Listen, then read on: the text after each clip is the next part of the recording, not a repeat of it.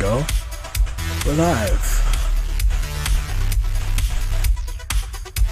Alright.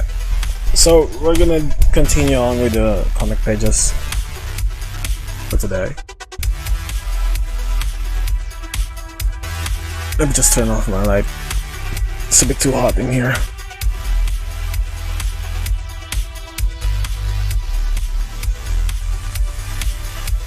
I wonder if my camera could still see me.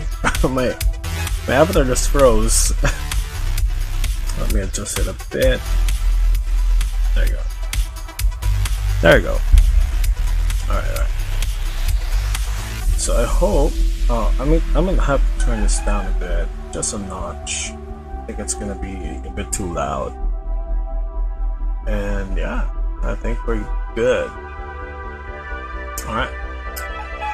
Oh, also, I need to pop out my stream chat. I don't want to miss people chatting. Just gonna put it here. Alright. It's all set.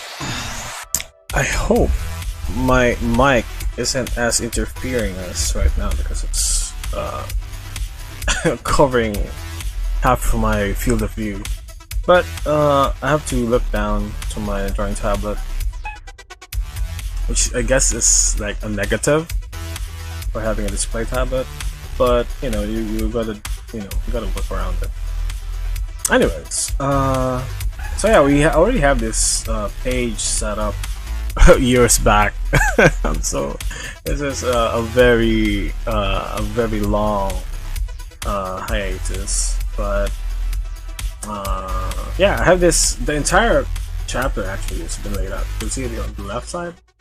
All these pages are done, but I haven't gotten to the point that I could ink it. I, for some reason, couldn't find the time. I can't. I'm wearing a headset now, so I can't hear myself speak.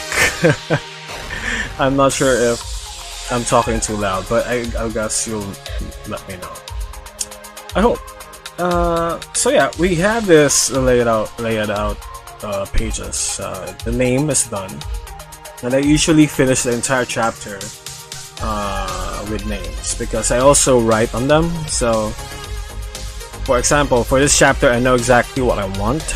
I want the introduction of this villain, the start of the fight, of the boss fight, and show a bit more of the characterization of the other supporting cast.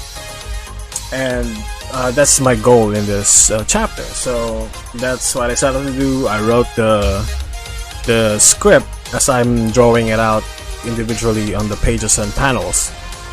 So it would be, I don't have a writer, so I just write it on the page itself. It has cons and pros. Well, pros and cons, but it's most efficient, especially if you want to change things around, especially if you try to read the name after you've done it. Now you try to read through it, some pacing is off, or maybe some of the panels were not too clear on what you're trying to achieve there, so you could change them around freely. That is, and it's also faster to start. That's what I want. I want to start a chapter, be on board with it. Okay, I want to do this now. Boom, and you have the name 20 pages long. But if you could write on it, you just writing it down. You're imagining the scene, and you have to write that down too. So I noticed is I did that before. What I noticed is I tend to over detail a lot of stuff that I could just simply draw loosely on the page. So it took me a longer time to write than to actually sketch it. So I've gotten to a point that I could just scribble out a gestural pose that could, remove like a paragraph of description. So it's mostly that. So I find it more comfortable doing the names than writing it first and then drawing the panels and stuff. But it depends on your preferences, right? You might be more fluent with you might be more efficient with writing it first, right? But for me, it's the other way around. So yeah, I think we're about to, yeah, enough of that background. We're gonna start actually inking the page. So this page has been way too delayed. So we're just gonna start my alter. First, what I usually do is tone down the layers. I don't know if you could see my layers here. How can I do that? Maybe I could adjust my window for CPS. So, oh yeah, by the way, I'm using ClipPaint Studio since I wanted to be a comic book artist, manga artist. Been using the software since time immemorial. And recently they had a 50% sale, so I hope you got that because it's a really splendid program for manga. Also illustration. I already switched from Photoshop to ClipPaint Studio because in the recent update, I think it was last February, they implemented a quick import of brushes from Photoshop. So ABR brushes can now be easily imported to ClipPaint, and that really is the deal maker for me. It sealed the deal. So with it, I managed to import all my brushes. Oh, let me show you. So these are my basic Photoshop brushes. I paint mostly with those, and this is more of my complex brushes. All my texture brushes are in there. Also more texture brushes, so to make my life easier as a concept designer. So it's mostly there, and they have like perspective rulers, everything that you need in an illustration program. It's right there. I'm not sponsored in any way, I'm just a really satisfied customer. Anyways, what was I talking about? Oh yeah, the layers, right? I got sidetracked there. But that's gonna be happening a lot because I got sidetracked. Like I'm like a goldfish. I don't know. Do goldfish have short attention span? If they have short memory, they probably have a short attention span. But it could be so that they'll be focusing on one object and like it's the first time they've seen it. So they'll be staring at. Hi Rachel. First, hi. Thanks for dropping by. Yeah, I think first and would be probably the only person here. Welcome to the void, and what do you call this? The abyss.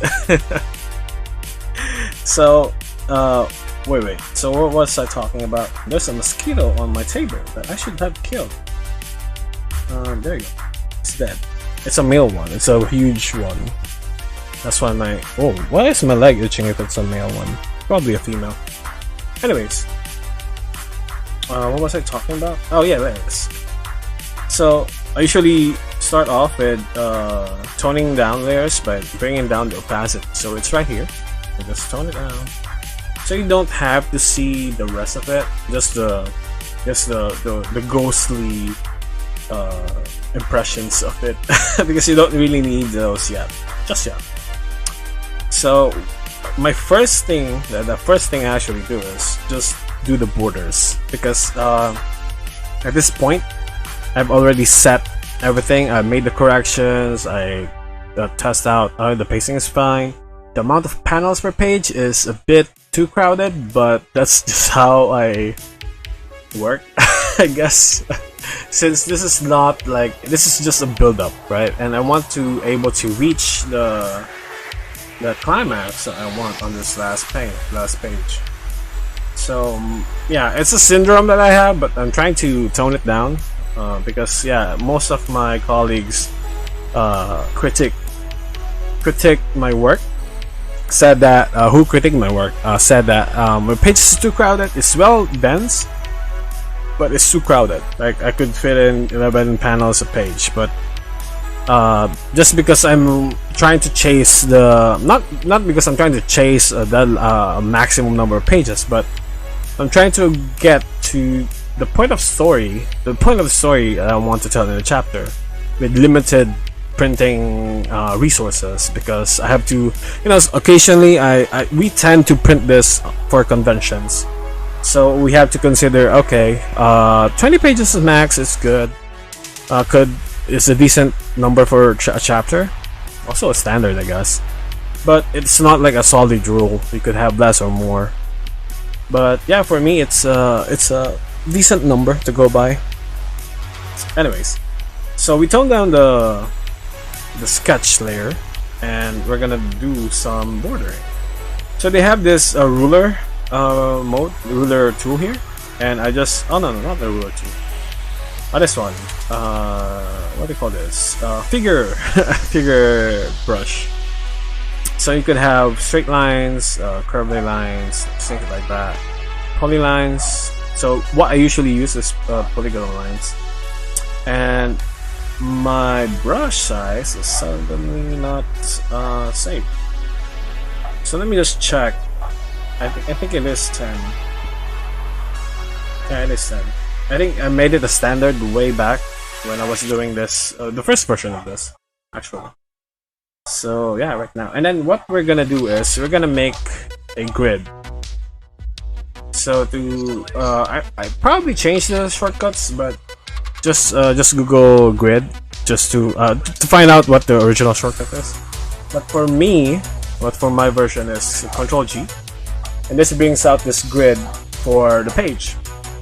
And what I usually do is trim it down to 2 number of divisions per 10 millimeters. So it will increase the grid spaces.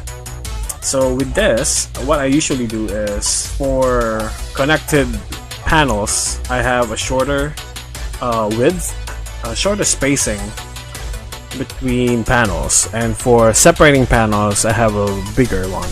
So for connected, it's 1 bar of this size, and for the separated ones, 2 bars of grid space.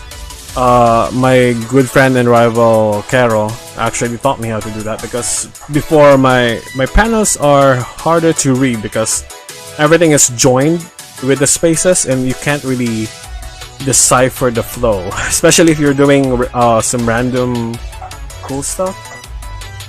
Where could people read Raging Fist? Oh yeah, there's a banner right around. I should look here. Right there, at the corner. So you could read it on Webtoons or Tapastic.com. So just type in Path of the Raging Fist. It will probably show up. I think, or you can Google it. It's all around there. But those are the main sites that I use nowadays, because it's been a long time since I uploaded. So, but chapter 1 is still up there. It's free, completely free to read, and just give it a quick read, and just come back here since we're doing chapter 2. Now, hopefully, I'm not gonna give myself deadlines, because maybe I should. Well, I'll just think about it later. But what was I talking about? Oh yeah, fucking borderlines.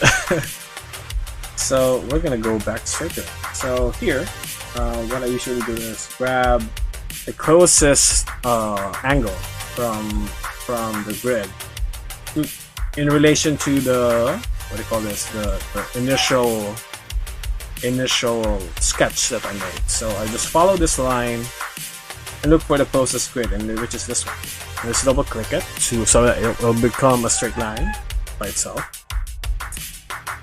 And do the same for the next one. So since we're doing a 2 separation, so this is a vertical separation, right? So these 3 panels here are more connected than this row below it. So it should make you read the entire horizontal panels first, then you could jump straight to the bottom ones. So that's the psychology of it. It's also apparent with a lot of professional mangas around, but I'm not sure if it's standard. People could mix and match it. It's mostly how I do things. I have turned on snap, which is not ideal at this point. Just grab it here and then put it here. Double click it. There is also a okay, for this one we got our first panel, right? This stream could this stream could be used as a drinking game. Drink whatever you say. What was I think talking again? Or was I? Yeah, Rachel. I'm like Lord Aris. I think he rubbed off of me. Like if I talk about something, I have to recall what I was talking about. Because I talk in tangents, so I could drift for a mile away. Like right now, I'm explaining way too much. So yeah, so this is how I generally make a panel. If the line was more clear, I would do the polygonal line just straight up. But it's one of my pet peeves when this doesn't align. This corners doesn't align. These two. There is a vector brush, but I have not used it yet. I don't know how. Okay, there's a vector brush here, and I wonder if I could use it. It doesn't quite work. Okay, let me undo that. So what I usually do is just raise it upright, downright. I don't know why it's my vector brush. Maybe it's not a vector layer, I guess. I haven't fucked around with this weird settings that is solely digital, because it kind of stifles my flow, especially if I just want to do things as close to traditional. Right? If I'm gonna switch to a traditional medium, I wouldn't have to like miss a lot of spoiled being. I wouldn't miss being spoiled by the digital medium, because it's just a different, it's just a different brush. So anyway, that's our first two layers, and simple as that. Just erasing that straight line before, breaking it up, and then now we have our first two panels. Without me yapping about, it should usually take like a few minutes. Shouldn't take quite. But yeah, with me yapping about, it's gonna be a bit. Maybe I could turn on the vector thing here, but I don't think it is a feature. Close line. What is that? What is that? Oh, it closes it out. Okay, I'm not gonna use that. So the less you rely on automated stuff, I think it will be better. But there's a huge but. There's a thick but in here. If it's gonna help you be efficient, then by all means, right? It has to be a balance of what you actually optimize for. Usually perspective. I used to set up a grid, especially with my concept work. I just draw a grid from scratch, but there are like brushes that just prints you vanishing points that you could just spot around. So that's very efficient, and I don't have to draw manual lines, but I still, I don't ask the computer, hey, draw me a cool perspective. No, I have to manually decide where I put my vanishing points. So yeah, it's more of healthy mixture of both. I always do that. And also it reflects with my art style. Like I usually have this, I want this traditional feel to my paintings. I don't want it airbrushy. I have nothing against it. It's just like I want to have that gritty canvas feeling, and I want to have more brush strokes present in my work. So that's mostly why I work that way. So those are 4 panels, just like that. And for this last panel, it's gonna be this all the way up here. So we're still following the 2 grid rule for separated panels and 1 grid rule for joined panels. So it's mostly like that. and then we're gonna add the lower part, the last panel. So this is apparently a 6-page panel, which is fairly few, fairly low. Oh, this is a perspective paper. I don't want that. Yeah. So what happened here? There we go. So 6 panel page is quite normal. Let's comment. I haven't been too much about the number of my panels, but usually I do take a lot of stuff like this one, for example. That's 1, 2, 3, 4, 5, 6, 7. It's pretty average. Okay, this one. 1, 2, 3, 4, 5, 6, 7, 8, 9, 10. 10 panels. But this is mostly because they're just talking, and I don't have to oversell something. They're just planning their attack, so I don't have to sell emotionally focused panels. I don't have that. I don't need to do that yet. But I think, let me just close that. And this one, save some memory. Alright. So usually I just I save huge panels for what do you call this? Special cases, like a huge close-up, a big action scene, things like that.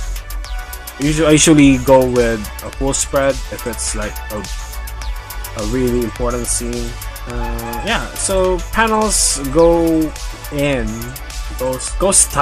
ties in with the value of that specific scene.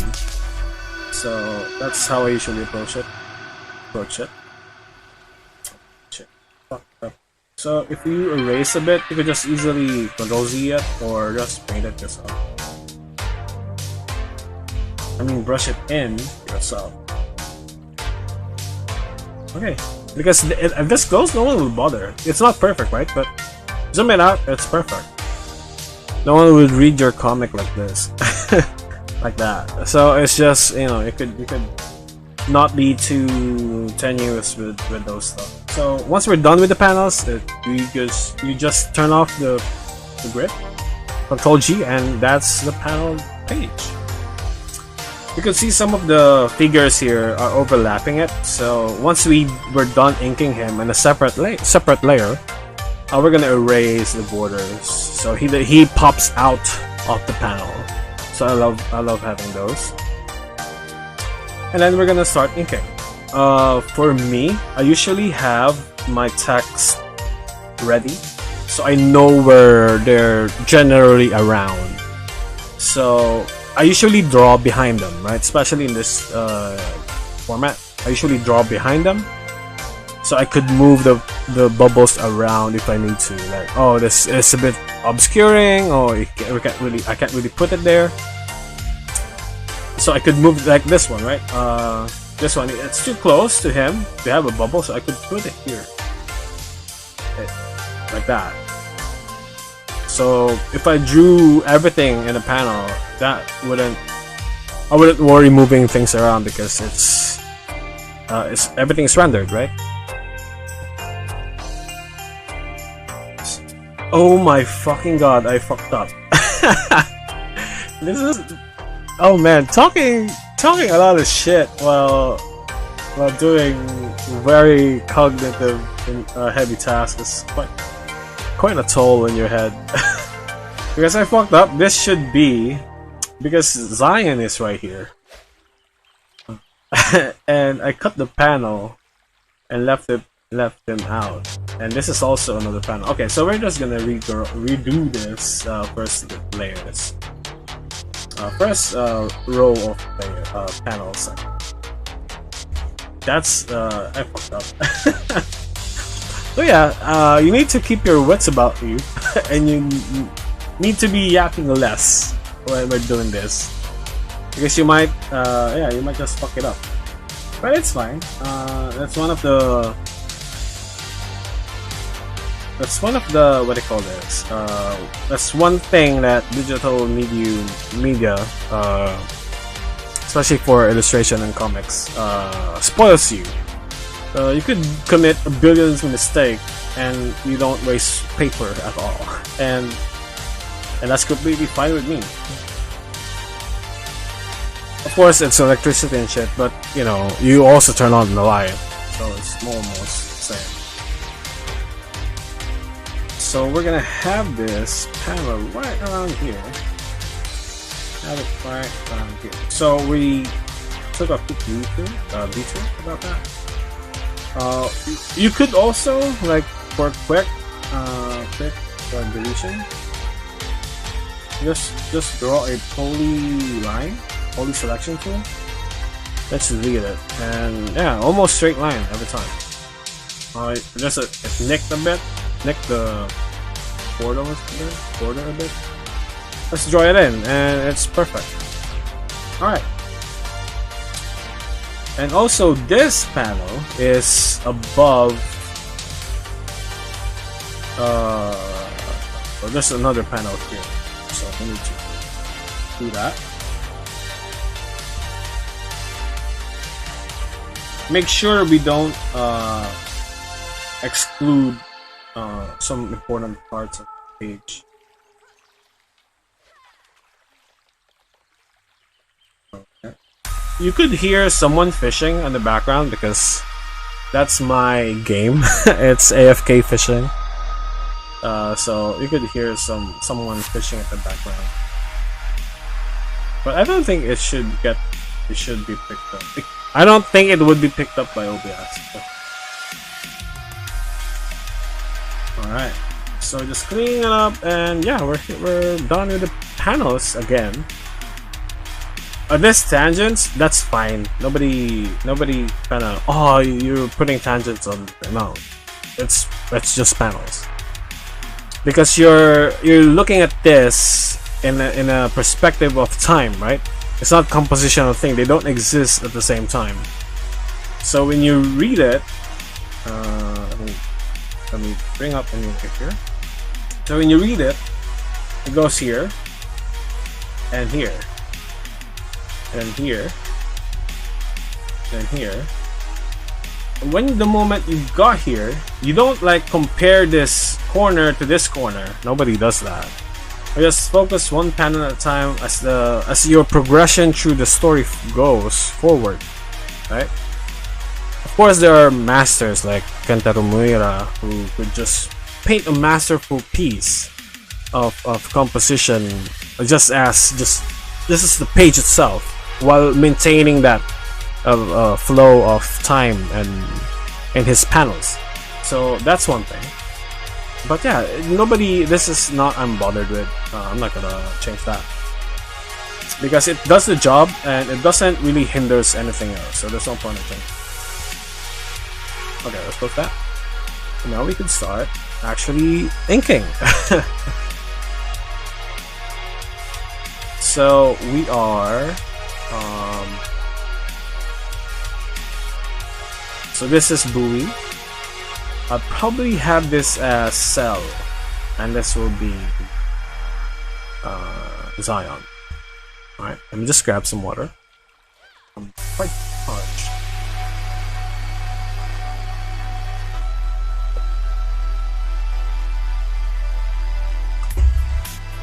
Alright, usually with this, I just go in straight with them. Right? Usually. But it's been a year. No, not a year. Like a fucking long time. Like, last time I made this was 4 years ago. Yeah, that's the last page I ever did. It's this one, right? And I streamed this a few months before, but I got caught up with commissions and stuff. I couldn't find the time to stream it and do it off stream. So we're trying to change that. I have a very peculiar plan. Anyway, so for this, I usually set up the characters first. The background is secondary to the characters. Especially it's just a room, right? Unless you're doing an establishing shot, then it becomes a priority, right? Or if it's like an epic shot, like your main character is above a city, yeah, you could. The city is just as part of the main character you know, a few kilometers up in the air, looking down on it. So it changes depending on what you want to show. But for this one, this room is just a normal room, normal decrepit room, so we don't have to spend a lot of time on it. So mostly characters first. So at this point, I'm not really confident just inking it outright, because these are just blobs of shape. Yes, the perspective is there, but that's about it. So I have to scribble in a bit more of details. So we'll have his jacket flowing around, and then kind of deleting a lot of the scribbles that isn't necessary for me to make a clear picture. Yeah, erasing is just as important as detailing. And there's another aspect of it that, you know, I haven't seen people talk about, especially with the artists I follow, the great art YouTube channels. So yeah, erasing is also a big part of it. But you know, it's part of the fundamentals, right? If you're doing gesture drawings, erasing is kind of like a second part of it. Maybe that's why nobody talks about it. But what I'm saying, it helps declutter a lot of the scratchy noodle chicken drawings you did at the very early stages, and it will help you clear a lot of ambiguity in your sketches. And I think the less you have of those, the more precise your brush work or your line work would be. So the angle of this hand is wrong, so I'm just gonna redraw that.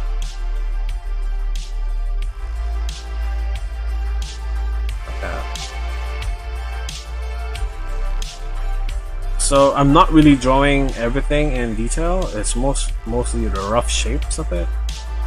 Of course, I'm gonna do some folds here and there, just so I don't have to guess what the folds will look like later.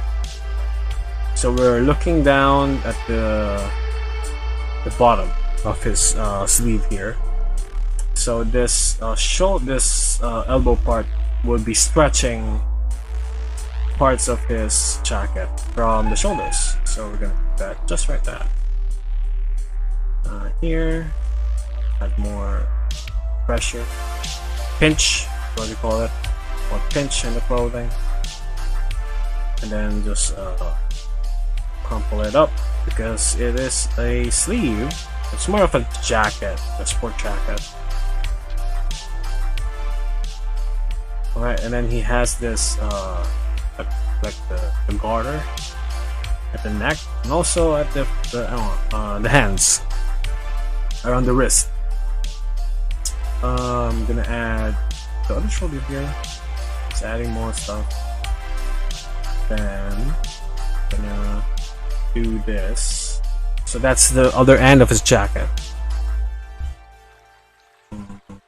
How do we go around here? So yeah, we're just adding more elements to his sketch. So just we could flesh it out a bit more than hips are around here. His clothes are around here. Don't need to be flowing because it's kind of tucked in. Then his belt, or probably the garter of his pants. Some folds and creases on the pants, and we're looking at the sides here, so we must be careful what angle we're actually showing, because we don't want to, you know, skew the illusion of the angle. Because if you show some of the front here, it would look like it's warping around, and it wouldn't look good or correct. So omitting things from view is just as important as showing things, especially if you're drawing from a 3D perspective. It's all based on that. I mean 3D objects, 3D space. That's what I'm saying. So you don't need to draw that side because it's not in the shot. It's behind it. Behind him, actually. So we're gonna add the garter of his jacket, flowing around also. Then we're gonna do the noodling here because it's looking directly at us, and then angling out again here. And then some of that zipper. Then we're gonna add some of that. Alright, then we could lower some of that shoulder down. It's too tight. So now right now I'm reshaping his arm because the folds were kind of fucking it up. Also the forearm is a bit too short. We're gonna fix that. So these are what you should look for when you're, you know, fleshing out a sketch, especially from the name stage. Alright, so then we're gonna draw his hair, and you know, you wouldn't see, you know, top of the ear probably, and then the brush up, and then some of the bangs here floating. Wow, that's about him. That's Boo, and we're gonna draw Saw next. So it's gonna take a bit of a while, but it's gonna be not gonna take that much. Usually before, I could finish a page within like 4 hours, 5 hours. That includes inking and some tones, but you know, usually takes half a day to actually complete the page. And that's digital. So yeah, you need to spend a godly amount of hours for this, but it's all worth it for those who made it, who are making it. I mean. Anyway, so we're drawing Celine here. So their game plan was Boo will take the front, and people would, you know, the people inside this building would think it's just one dude, and they will be focusing on Bowie, while the two of them, Zion and Cell, would curve around and hit them from behind. So yeah, it mitigates the overall stamina of the group. So those two could easily take down the rest of the guys, while Boo is just holding them off, basically. So she will be sporting a yellow tracksuit similar to Bruce Lee because that's her idol.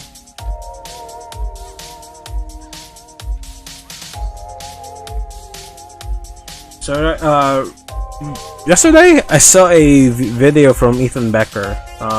He was talking about this torso thing, which is really a good point to really embed in your work. So I've been trying that out. It really works well. There's a pinch, and you don't have to like use the same shape every time. It's simple enough to just keep drawing it depending on what you need. So I don't have to like copy paste this over here and then do it the same as with Zion, because it's supposed to be quick and simple, quick and dirty simple. Should give you the angle, should give you the everything actually. And we're now detailing more of her anatomy and stuff, especially the clothing.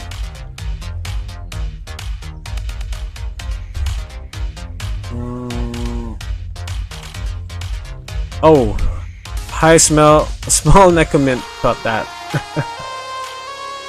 My chat is fucking up so bad. I miss all these amazing people dropping by. These chads. Hi small Necomint. Sorry I didn't notice you chatting. Felt that. I don't know what you meant. Rachel, who is the biggest influence for Zion's character development?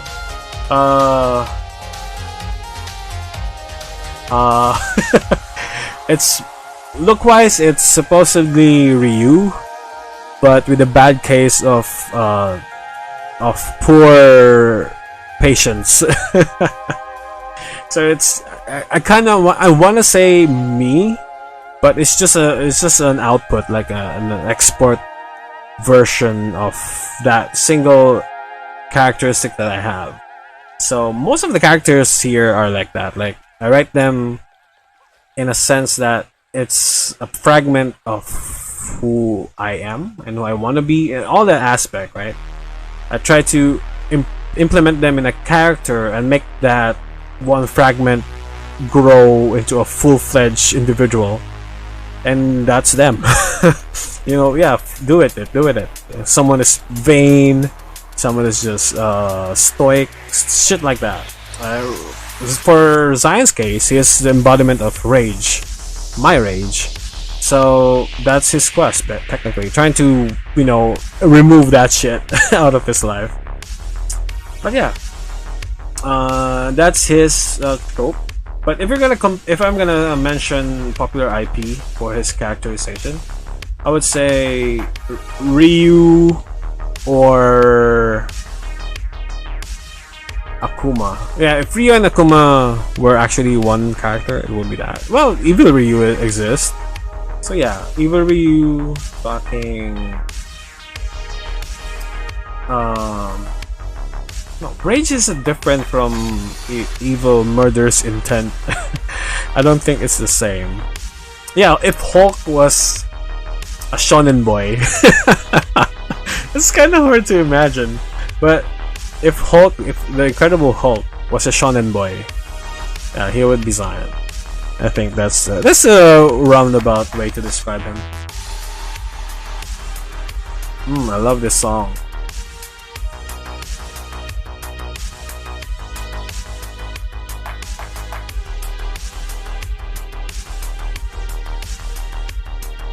Right there, there'll be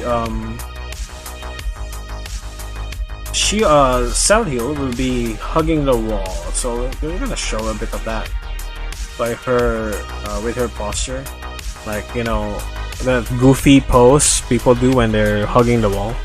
They're like literally hugging it with their hands and their backs. So a bit of that, but not to the goofy point of view. They're just trying to minimize their body their exposed body. What did I just said? They're trying to minimize the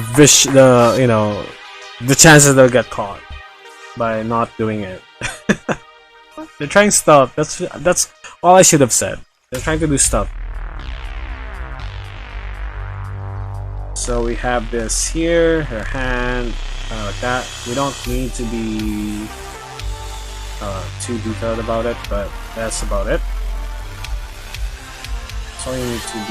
That's all I need for that pose or angle. Of course, we need to make sure that she has female proportions for her build. She's skinny but tough. That's Celine's body type. Lean. She's more lean. So we're gonna have her. Of course, the angle of this is that way, right? It's the camera is heading upwards from down here. That's the camera. Right? That's the camera. And with that, the lines of her body would also warp in that direction. So this cylindrical shapes that forms the rest of her body, shaped like that. All right, and of course we already did this before, so we're gonna go back and straight detail. Add the Himiko hairstyle. More of that bangs overlap her face.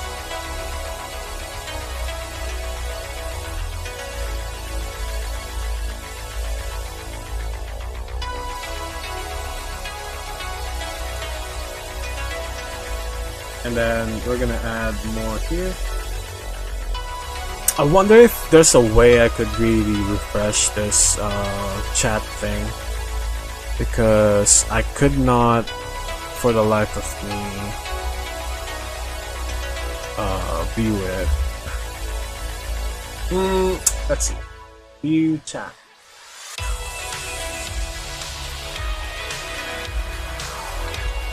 I can't find it. Docs, stats, things like that. Maybe it's there. Yeah, I guess I'll just have to deal with it. Anyways, back to Celine. Hi, Egg Waffle and KCam Gaming. Phasmo collab na ulit. Yeah,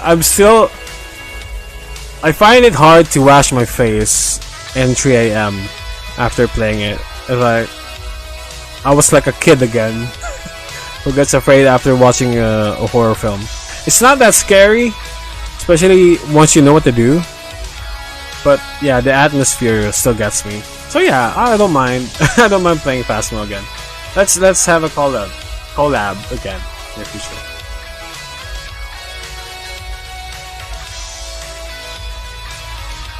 That was so much fun. It was so funny and scary, and everyone was on their toes.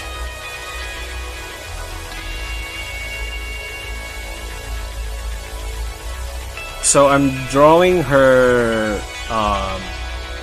What did I call this called earlier? The tracksuit. Yeah, the yellow tracksuit with black lines.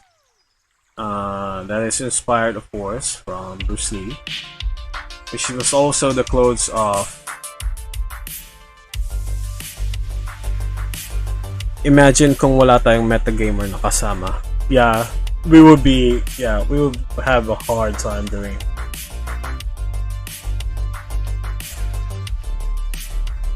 I mean, eventually we're gonna look up. If you get your shit kicked in a lot in the game, you just look it up and how to deal with it. It's like the internet spoiled everything since its conception. Like before, you have to look for game guides in the magazine or ask a friend who defeated it and trust that he's not lying through his teeth. Trust that one friend who, finished it and just, ask him, how do you deal with this thing? That's how you play games before. There's no guides and shit. Of course, Great Game Shark exists, but only for PS1. I think, and that's the only one we had as a kid owning a console.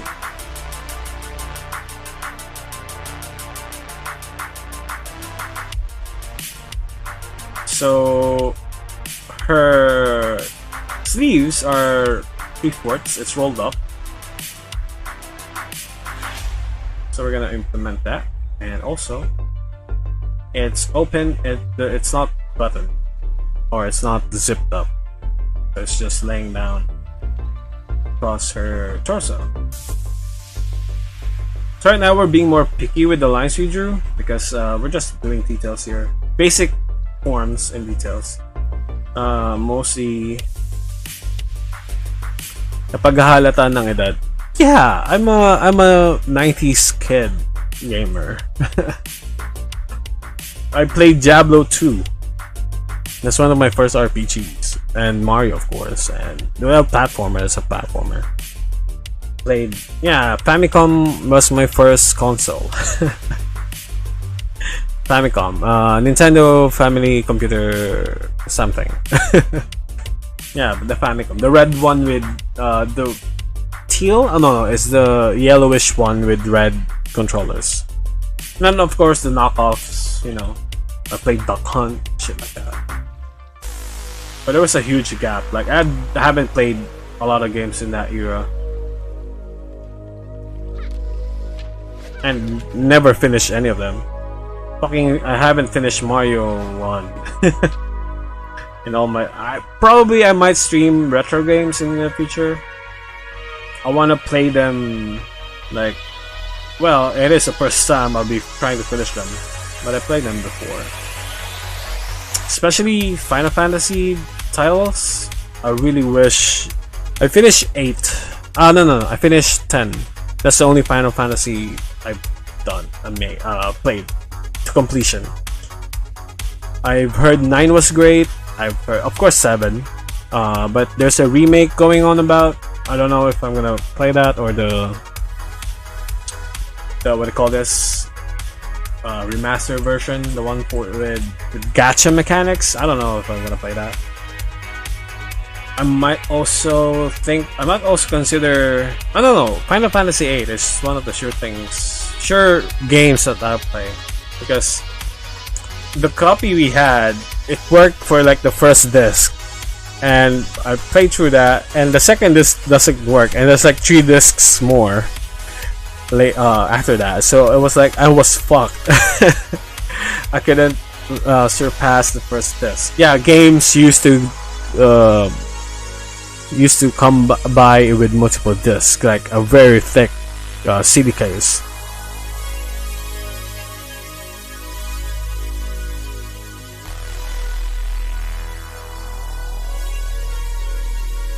So right now we're just drawing her upper clothes.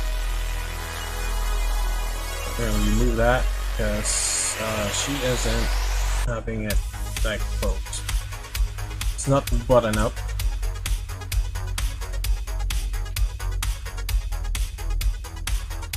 Her breasts shouldn't be that big, but you know, it's mostly that average size. There you go. And then we're gonna draw her pants. And of course, the side pattern, the black stripe here. All right. We're gonna draw her face.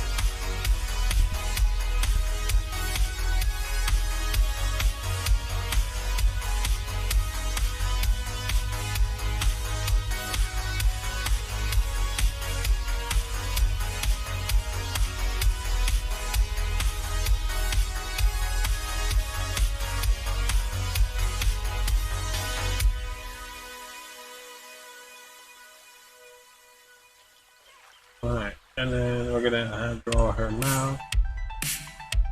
Like, it's a face of anticipation, so mouth's a bit slightly open,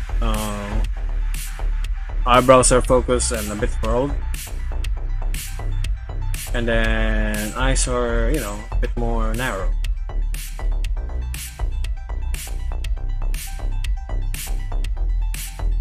So we don't have to show the other eye because it's really the other side of the head. She's technically looking almost profile view, almost sideways, but a bit of the eyes would help. That's the idea.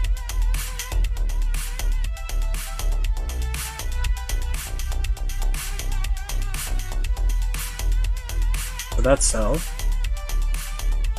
So in this angle, right? The angle is heading up, but she's tilting her head forward a bit. So you don't see underneath her chin. Maybe a bit. Just a bit of it. I'm gonna fix that face. It's not looking good. More shape.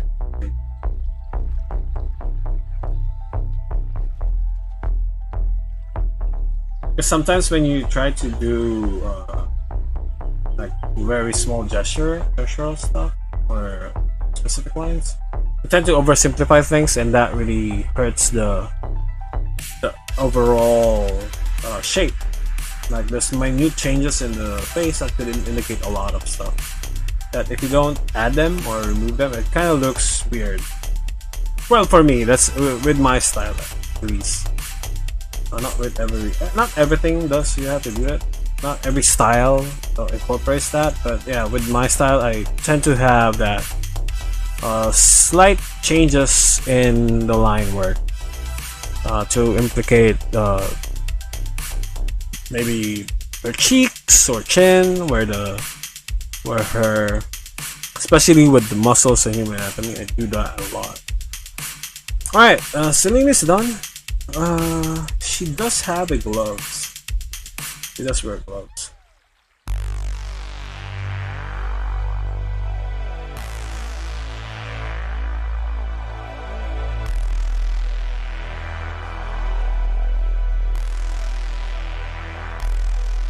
There you go. And just do the thingy in the hair. Wow. It's almost night time. Yeah, it's 6:20. Alright, now we're gonna draw Zion. Zion is a bit taller than Celine, but let's consider the perspective. Right? So if she's this tall and this is the average curvature of the lens we're using. So if she's this tall, she's around shoulder length of Zion, and there's one vanishing point here, and it extends all the way there. Okay, goes like that. Because it's a bit curved, the way this scene is shot is curved with the curved lens, and then it also widen up around here, like that. It's a bit distortion there. But yeah, Zion is actually just about the right height there. Even though when you look at it, Celine and Zion is just around the same height if you draw a straight line. But since there's this warping effect that is apparent on the rest of the page, you wouldn't think they are. So yeah, it's the illusion of perspective and shit. So yeah, that's one more thing to take notice of. But to implement that, we're gonna make him actually a bit taller than usual. A bit more taller, just to double down on that technique. There we go. So she's around shoulder length to Zion, shoulder height. Alright. We're gonna do Zion also facing this way, but this time since Celine is facing this way, he's still half of face, but since it's curved, right, the entire room is curved with this lens, Zion will be facing the camera this time because he's hugging the wall and his gaze doesn't bend along with it, so it's just their orientation's quite bent, so you'll see more of his front face than his side face. So that's the effect of it.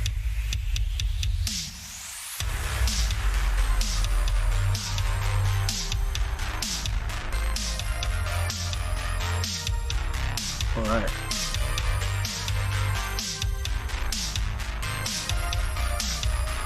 Where am I drawing at? Oh, it's a layer. It's a sketch layer.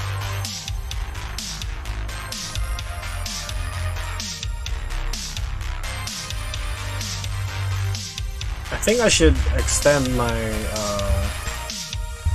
it's a bit too crowded. There we go. Let's show it in full. Alright, that's better. Man, these mosquitoes are pestering me. So in that in that tone or in that scenario, I'm gonna take a 5-minute break. I'm gonna kill this fucking mosquitoes around, and I'll take a short break. And I'll be right back finishing Zion, okay? So we're almost done with this first panel. Alright, I'll be right back, guys.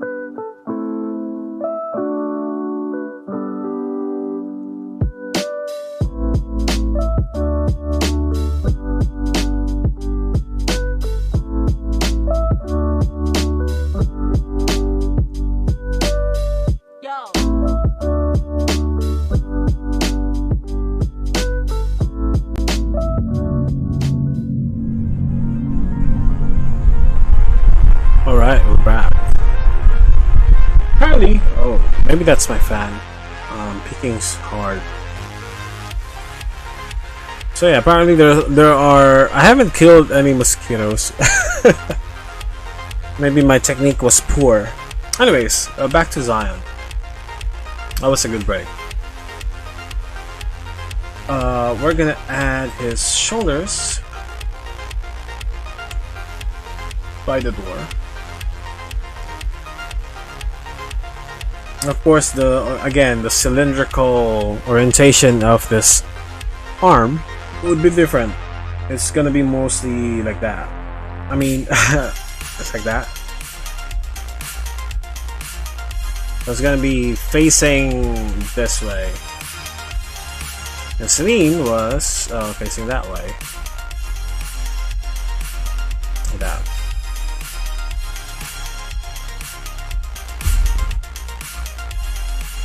Alright, so we're gonna draw his arm here.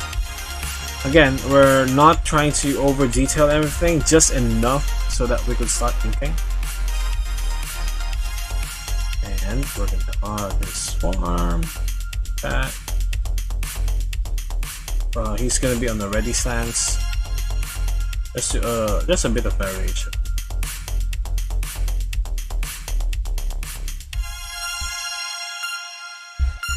And that's his lats, and then his torso. That's pecs. And his neck. And that will be his jaw, right? We will see a bit of his right shoulder, but not much. And his traps, trapezius muscles, and like that. Add more torso, the abs and shit. Rib cage, just so we are on the right track of detailing. I mean, and proportion wise, the average length of proportion is the elbow should be at around the same length with the rib cage. The forearm must reach the groin, the groin area. So that's one thing. We should be wary of. Of course, it will with if you've drawn a billion bodies, not a billion, maybe, yeah, close to 1,000 bodies. It will almost come natural or second nature to identify those. Of course, you still have to manually think it, but it won't take us as hard as the first like a couple of hundred anatomical drawings. So yeah, just take practice and you'll be faster with it. Again, there's this great quote from Bobby Chu, Adam from Lucid Pixel. The speed doesn't really deal anything about how fast you draw with your brush. It's about the intent. If you're clear with what you want to do and you know where to land that brush, it will take less guessing and you'll be immediately faster. So speed has nothing to do with how fast you draw. It's about understanding what you're trying to draw and executing it with minimal guesswork. Yeah, so that's basically Zion. Usually he just wears his traditional school uniform, if you call it that. He just wears a sandal, tank top, and his background pants.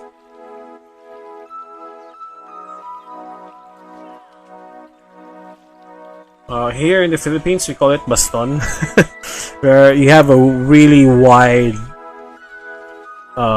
pant legs, and the more it reaches the bottom, it narrows down to a very tight squeeze, and we call it baston. It's cool looking. still is, in my opinion. Baggy on top, tight on the ankles.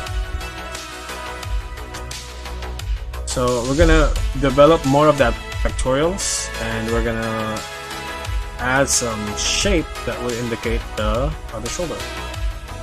Alright, I think his head is a bit too big, or it's the angle is quite wrong, because it's showing a lot of the top, where in this angle it must be tilted, like you're looking from below. So it will be the proportion will be a bit skewed in this angle than normal. Yeah, so we're gonna draw his eyes.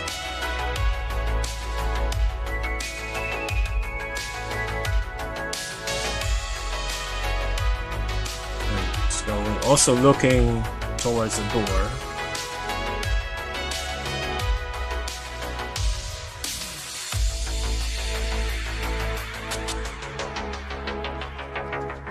And then of course we're gonna show a bit more of his under the jaw. I don't know what that's called. Like this, there's the below the jaw, whatever that is. Normally you don't see it. It's just an indication that there's a gap in that area, and it's not a sharp cut.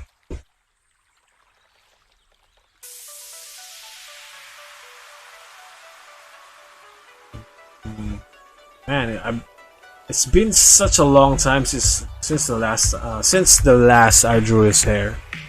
Forgot how many strands there is.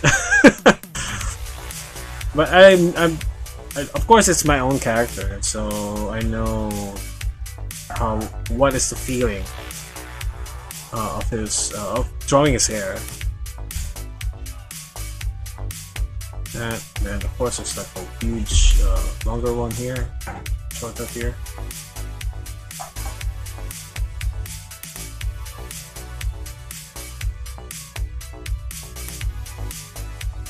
He has a very bland design, and that's on purpose.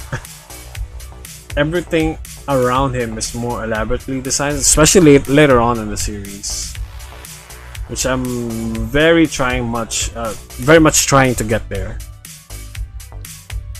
But it's gonna take me a huge commitment and time. Anyways, so that's Zion. Oh, of course. I forgot his fucking scarf. How the fuck did I forget that?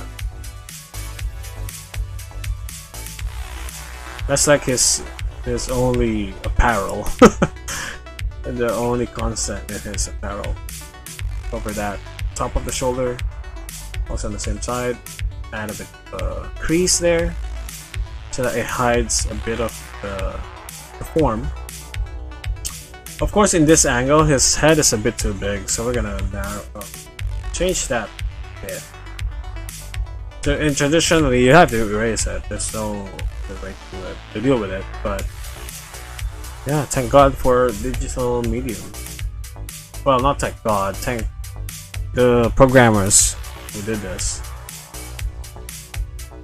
Guys from CSP Studio, they're doing a great job. I hope you keep it up. One thing I would want is a liquify function. I had this liquify brush. It works fine, but it lacks the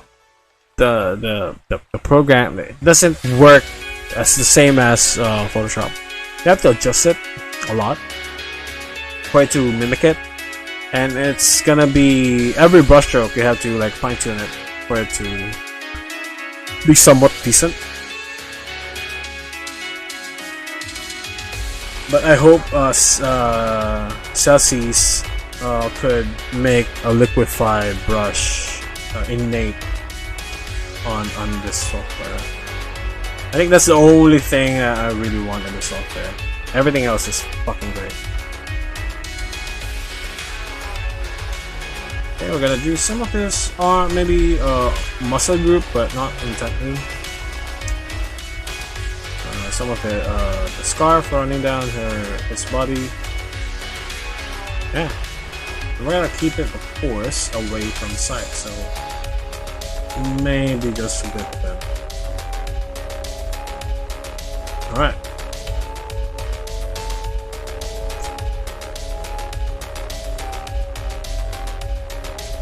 Of course, we're gonna draw the villain. Or we're gonna root this camera thing. We don't need it anymore.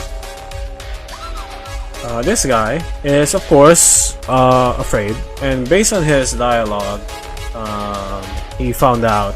Well, not really. He found out the deception.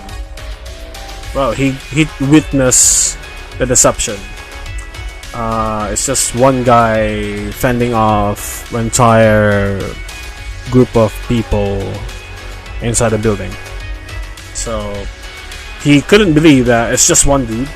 Come on. So yeah, so we're gonna give him a surprise, afraid look. We're gonna turn that off now. The text layer. We're gonna go back to our sketch layer. So the importance of this guy is really minute, minuscule.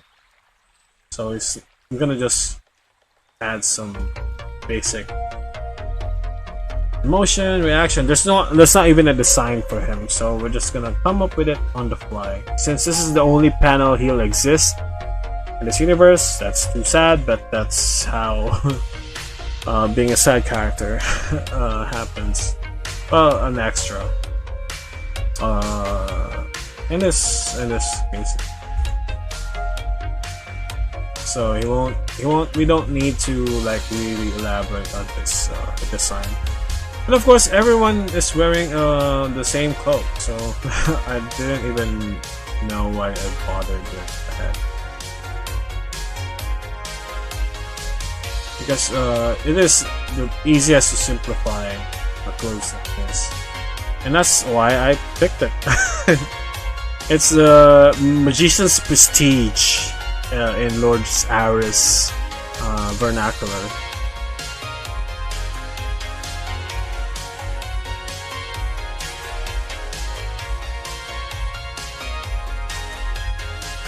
So we're adding this robe, or a hood, or a shroud, or a cloak, a robe. It's gonna have that afraid. Doesn't want to contest this guy because he took out his friends by himself, and as he was trying to do his duty to, you know, deal with them. Yeah, he was surprised it was just one person. So if you're in that position, you'll be questioning your life decisions. Why are you even here? When these people, there's one guy could could barge into your secret meeting, and you know, take everyone out, and you have to fend him off. So yeah, it's not the best place to be right now. So we're gonna add his other clothing here. We don't need to show this arm because he's almost in a flight mode, like he's about to run away. But you know, he's still conscious enough to, you know, if I go back and I didn't deal with this, I'm gonna get scolded at. So either that or I get, you know, punched in the face.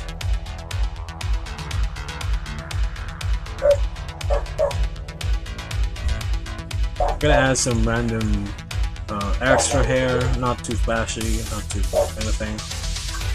Then we're gonna draw some gate mount, that, which we could always define on the inking process, but right now we're just adding placeholders for everything. Right there, and we're done with the scene. We could add some details on the walls and stuff, but that's all part of the rendering. Anyways. I think in this angle, Bush should look bigger. Just for composition wise. I know the camera looks directly up on him and he's leaning forward. That's why he looks like disappearing, almost in a vanishing point in itself. But I want to sell that central figure more than what we have here, so I'm gonna just boost him up. Big go mode. We're gonna turn on Wombo a bit more. He's a bit taller than Zion. Yeah, he is a bit taller than Zion. So that should sell that more, even though the angle is skewed on all that rambling I did about how curved the angle is. But yeah, it's about, they're all look at the same height. Like if I draw a line here, it's gonna be like that.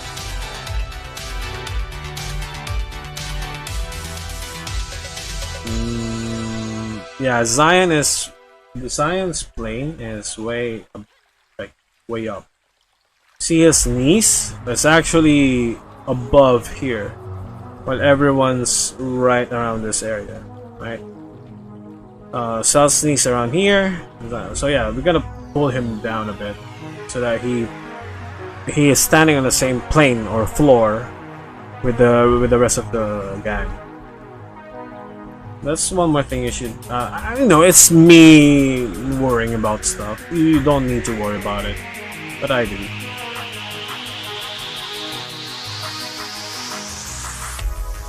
Alright. Now it's looking way better than before, and now we're gonna start inking it.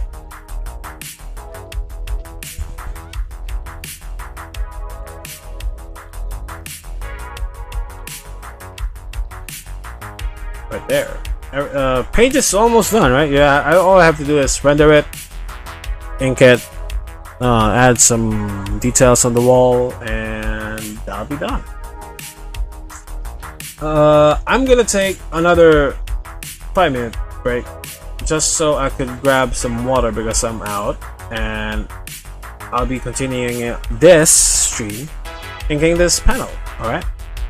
I'll be right back.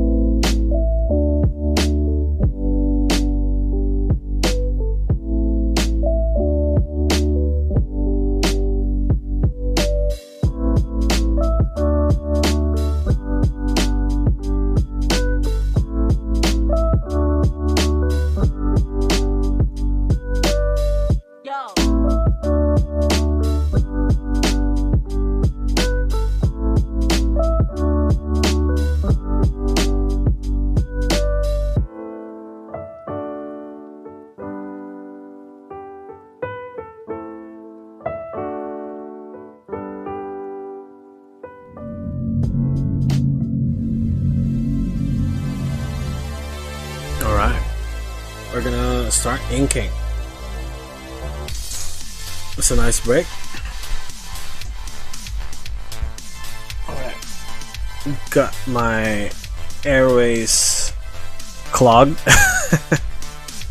And my mind is yeah, focused right now, I guess. I hope.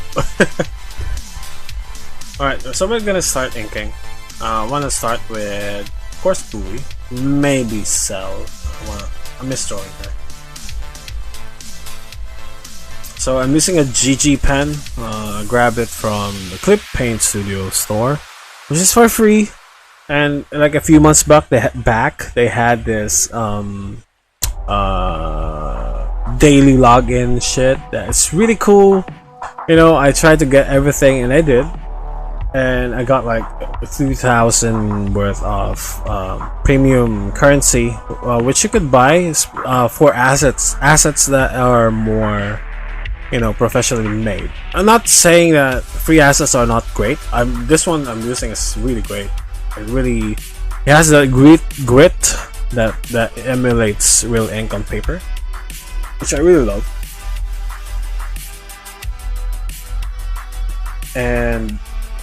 But some of the assets require you to buy.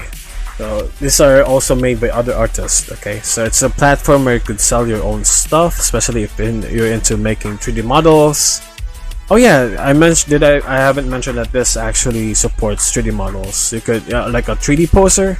You could use that to post stuff. You know, especially if you want to have more dynamic figure drawing, and if you're still learning how to draw a human anatomy, that's a really great way to do it.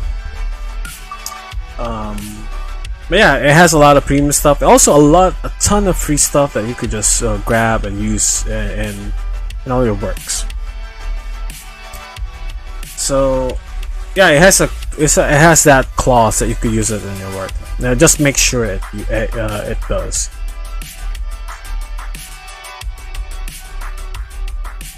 The only thing it is restricted is if you grab it, name it like you made it, and then sell it to other people. That's a big no.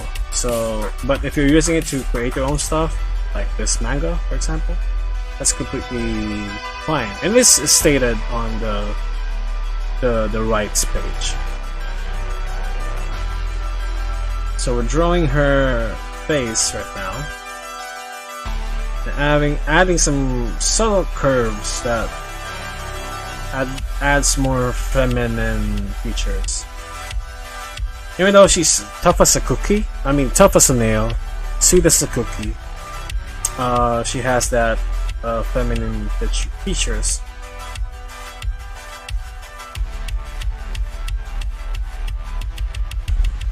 And we're gonna connect that to her neck.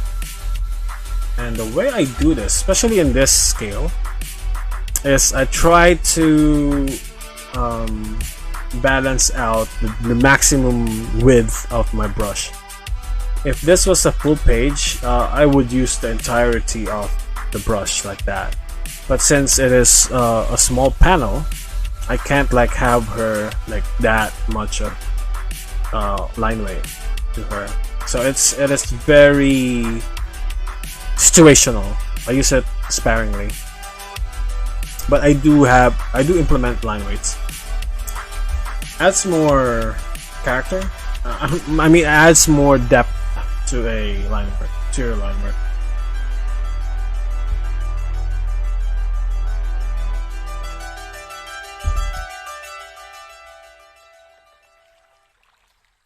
Of course, they're not going to be smiling since they're in the middle of battle. And add some catching there, maybe at this angle,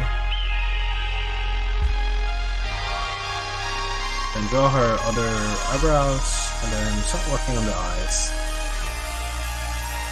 Yeah, so it's more easy for me to talk over while I'm inking because at this point my brain is like mostly tuned off, like I'm zoning out. This is mostly rendering and how I want the page to look, rather than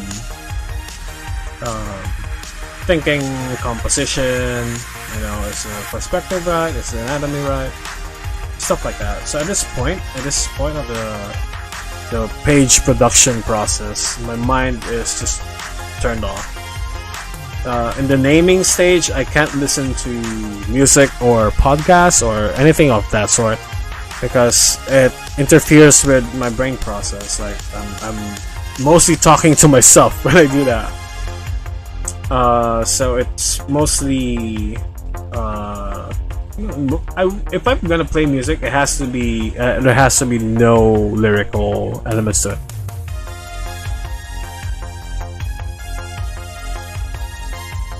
So I'm gonna frown her, curl down eyebrows a bit, so it adds more tension. Same with the other one, but I can fix the ratio here.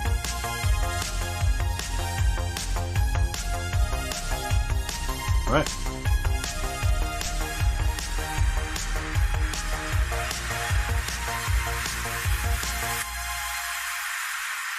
I'm gonna fix that neck. I mean her jaw, because that neck makes her look like she has a weak chin. Which she doesn't. And then I'm gonna start doing the line work for her hair, which is gonna be black, so I don't need to like do extra line work on the middle of the hair locks, like the bunch of hairs.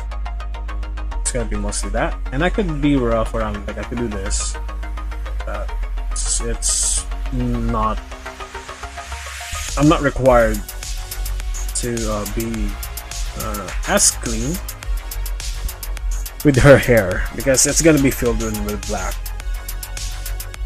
In this area, I'm gonna leave out a section here so that her eyes is more prominent, or it's not gonna be blended out with the black, with the fill in of her black hair. And of course, we're gonna curl it up here, add more depth to it, and we're gonna add that here. I believe this haircut is Kimiko. It's a princess type haircut.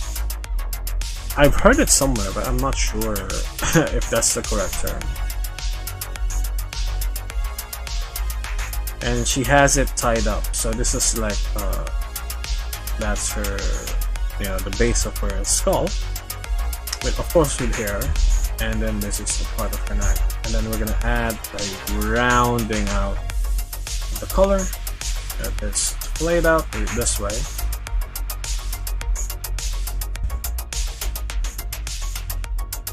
Add some folds in there, and then we're gonna add this the rear side of that collar.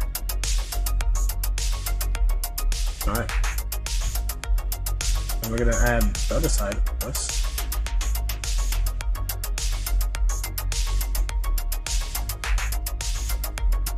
I'm adding the zip line here, the zipper line, and then down the actual torso. Of course, we're gonna introduce some undulations because it's clothes. It will fold around her body. So with that, the best way to learn that is to reference your clothes. But since we're going with a stylized approach, I don't have to be really accurate, just enough to sell the idea that, yeah, she's wearing a loose clothing that has some tight parts. Like that. So this is gonna play around like here. And we made those curves just so that it will cater to this fold, because it's pinching around her back and down to her breast. Down here, we're gonna add more, again, perspective to sell that idea. So she's wearing loose clothes, and then I'll curve it around here. There you go. And we're gonna add this zipper line here.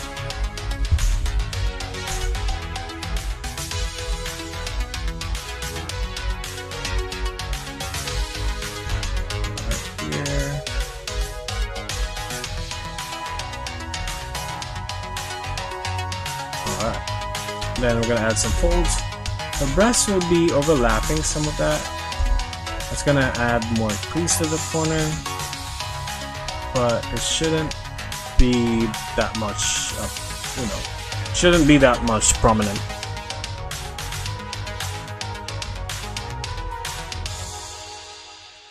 Okay, now her arms. I'm gonna add a bit more of a thickness here because it is a loose.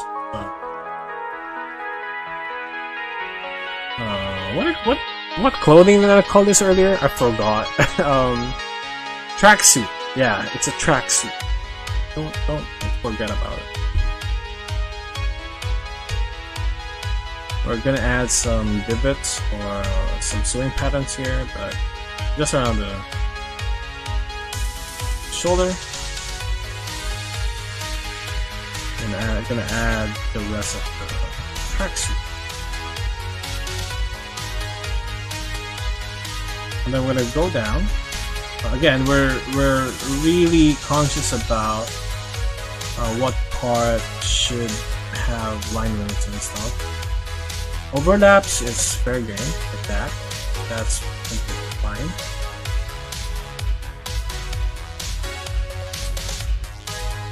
And then more crease on the forearm because it's a three-quarter tracksuit, but she also rolls it up, like if she crunch it up by the elbow. And of course she does, fight in it, so it will have more movement around this area. That, add more up here.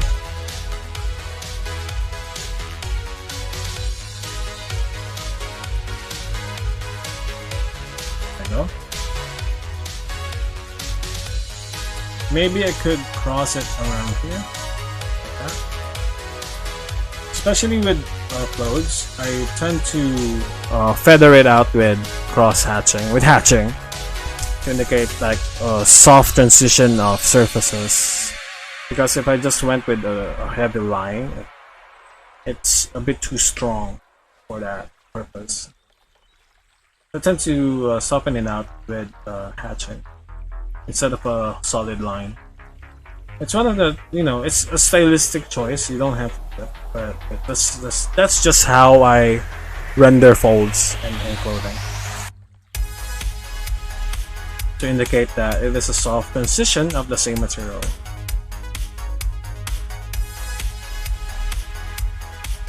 And I'm gonna add the gloves, some more creases in here, especially on the corners and the pinching of the joints. So around the wrist and then by the thumb, especially around this part of the glove where the rest of the digits are meant. Here, and then we're doing the fingers now.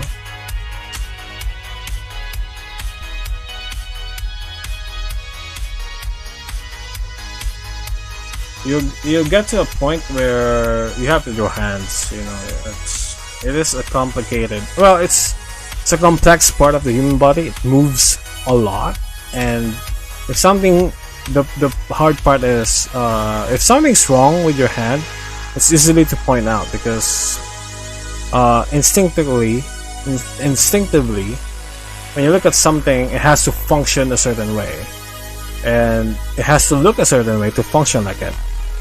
And we humans evolved to pick certain patterns, especially anatomically, that we if something is not looking the same way as it should function, there's something wrong with it. So it's really easy to pick out there's something wrong with the hands. That's why it's really hard to draw. But if you simplify it to simple shapes, because it is a complicated part, like a complicated part of anatomy. But if you simplify it to simple shapes, you could narrow down the difficulty, and it will help you, add some shortcuts, and you don't have to worry about, fucking it up most of the time. But I still fuck it up. Like earlier, I was drawing this hand, and it was in the wrong angle. I was showing its palms in that angle, so I just erased it and then draw it again. It's completely fine to not get it right the first time.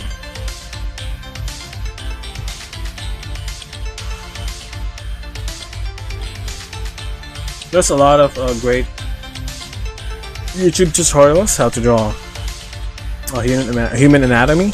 Modern Day James is one I suggest. Also, QBrush, and also what else do I follow for hands? Yeah, QBrush is mostly, he has a lot extensive videos that covers that. Also, Modern Day James, if you want to know general fundamentals that would help you draw anything you like. So I watch them really. Also, one thing is, if you're watching someone, especially like in case of anatomy, composition, shading, color, it is best practice to draw with them and do what they do, because watching something is not gonna be fruitful if you just watch them. You need to actually do it while you're watching them. This has two effects, well, a lot of major effects, but mostly two. First, it reinforces what you've just learned from them by actually doing it. At the same time, you are already starting your mileage while you're watching it. So yeah, those are two great points to draw as you watch, YouTube tutorials and stuff. So it's like that. So you have a pretty relaxed hand. She's more of a feeling it out. She's the brain of the group. She also fights, but sometimes she she just wanna prove herself that she's strong, and she would take out the biggest guy in the room, the biggest opponent you could. So right now I'm just adding the zipper line, the actual zipper, but it's not gonna be like I'm gonna draw the individual rivets of it, just the implications, just so it would look dense and detailed. And usually in this angle, it would give that illusion. Like if I zoom it out like that, that's all it does. Like reading it like this, but it gives you enough detail that oh, there's something more smaller than it, and it's in the zipper line, so it's probably the zipper. If I drew every single rivets like that, it's not gonna actually register this far apart, far from the page, reading it. So it's quite kind of pointless to do it, so don't. Well, you could, but I don't. I don't usually spend time detailing stuff that is not gonna be, you know, important, or it's gotta be a better term for that. Functional, I guess, or efficient. If you're drawing a close-up of someone pissing themselves in, or someone having this rage-induced scream, now that's the best way. That's one of the best moments to do. Like every crease of the occipital muscles, you know, the facial distortions, contortions of the muscles. That's the best time to, you know, actually amp up the details, because it is a worth it shot, because it's a close-up. But if it's like this far, especially this guy, even though he's gonna have a lot of emotions on his face, we don't need to render it, and we just need to imply that he is afraid. And we show that with the body language and his, you know, from this angle, the small features of his face. He's leaning away, almost running away from Bowie here. So it's mostly that. We don't need to draw the face and everything, because no one would see it. If you spend like 4 hours detailing his face, it's not the best approach for that specific instance.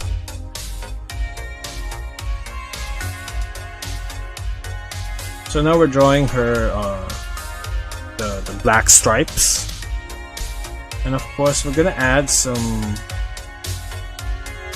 folds running down towards her crotch, to the center of the pants, and just like that.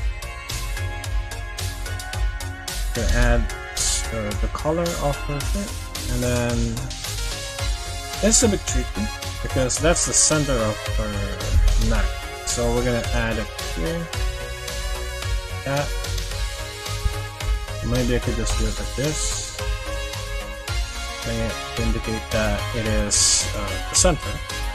Let's do it like that, so that this part is actually here.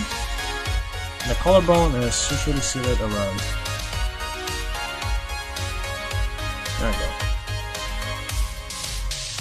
So we got one down. Took us like 30 minutes, 40 minutes. So yeah, I'm way too slow. And of course, talking takes a bit of the time, but I don't mind. I want this platform to, you know, to be actually a way for me to connect with readers in the future. But for now, it's mostly me trying to set up a schedule, you know, pushing myself to have a better, what do you call this? Better production time with the things I do play games, which is another, you know, culprit. But I also try to benefit off of that. So it's more of, if I'm gonna play games, I should probably just try and, you know, add it as content, to sell my other stuff, right? So yeah, it's mostly that. But I have to be really careful not to get stuck in the vortex, as Lord Aris would say it. But most of the time, I'm just doing commissions mostly. Especially if there's like a rush commission. That thing shakes my equilibrium, my equilibrium. Off kiltered. Like my schedule is fucked, my sleep schedule is fucked, and then I have to start again to learn how to sleep early. And right now I am on the safe spot. I finished most of my commission earlier today, and I'm waiting for revisions and stuff like that. But this gives me time to stream and work on personal projects like this one, which is, you know, long overdue. I owe it to myself to actually finish this comic book,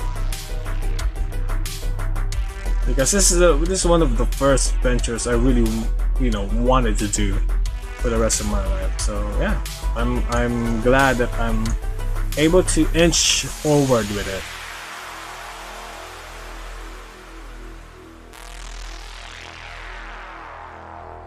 Just adding some hair. I caught myself yapping about stuff, about personal stuff, but you know, it is a stream, and it's mostly me here, my avatar, talking about, you know, personal experiences and, you know, a bit of art. You know, the process is there. We also talk about processes, and, you know, secret Discord tag. But not really a Discord tag, because it's most of this are common practices by professionals, so just mimic them because they've been doing this for years.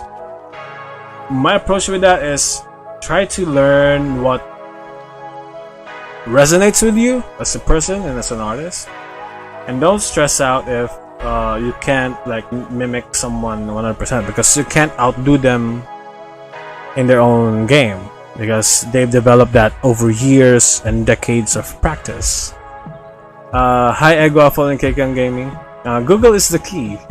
Oh, that was an old chat. Up to what point na yung nasulat mo sa Raging Fist Story West? It is done. It is done. It is finished from point A to point Z, and I just have to draw it. The way I write stuff is I pick up major plot points of a story. So, for example, if I'm gonna write a one-shot, like a full story within 40 pages, I know, yeah, really, I should know what the main point of the story, why I'm writing it. That's done.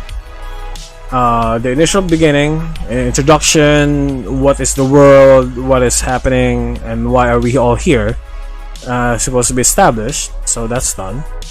Also, major points that progress the plot towards the end, and that's also done. And before I even start doing all that, I must have an ending in mind. So for me, the story writing comes with an idea, and then the ending. The beginning part doesn't really even matter, because all I want is the idea of the story and then the ending. If I know those two, I'm safe. So with Raging Fist, I know those elements and the rest, the major plot points of the story, and I just have to, you know, maneuver them in and introduce a lot of elements. So I don't accidentally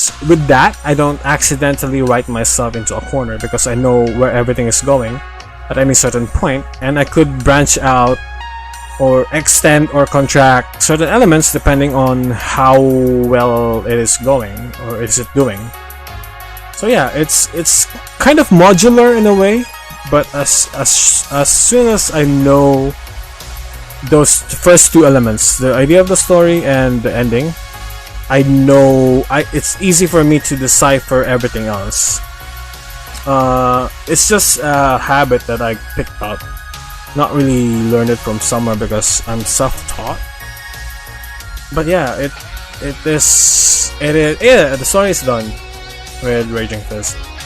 It's just the arduing task of finishing it and going by the motions of every single character, chapters. And it's not a small beast to tame. It's a multi-volume piece. Like I'm guessing 20 volumes at least. So yeah, it's gonna take me years. And with this production time, with how slow I'm progressing, I am not gonna. I might be dead before I finish this. But hopefully I progress enough to to show the world. That's all I want really in this part of the story. I want to show the world. I want to show these characters interacting with that world. So yeah, that's the goal for now. Get my schedule up so I could do pages every day. Just back when I used to do it. Before, this is all I do. I don't care. I didn't do the commissions. I didn't do a day job for at least a year and a half. I just draw pages every single day, and I finished one volume. And it took me like 6 to 8 months.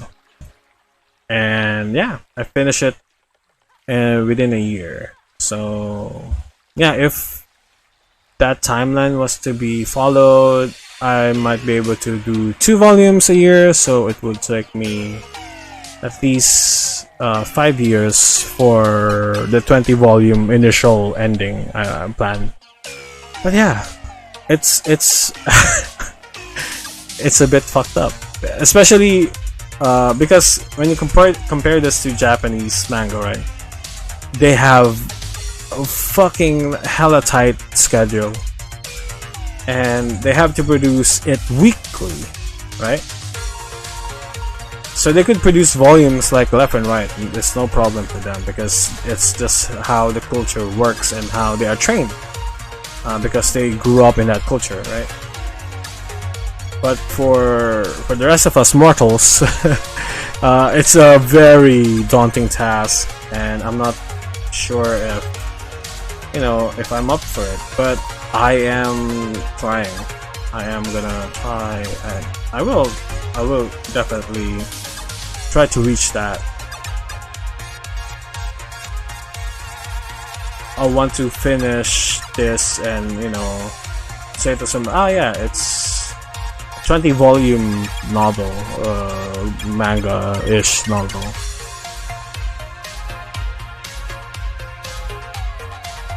So yeah, that's why yeah, either you make the manga or the manga, either you kill it with the manga or the manga kills you. And that's a saying I've made up.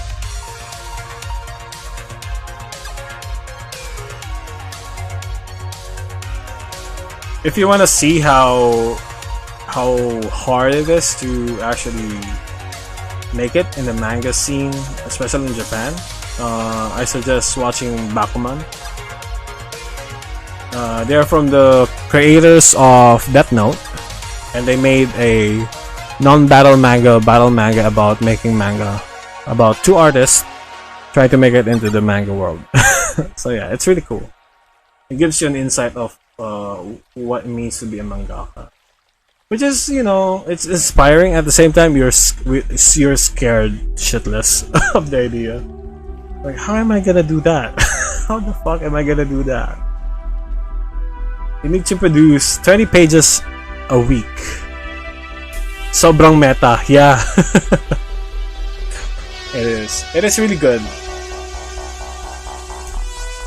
And you just especially the beginning part, yeah, you'll feel sorry for the guys, for the protagonist. Like, dude, that's what I have to go through if I want to make it.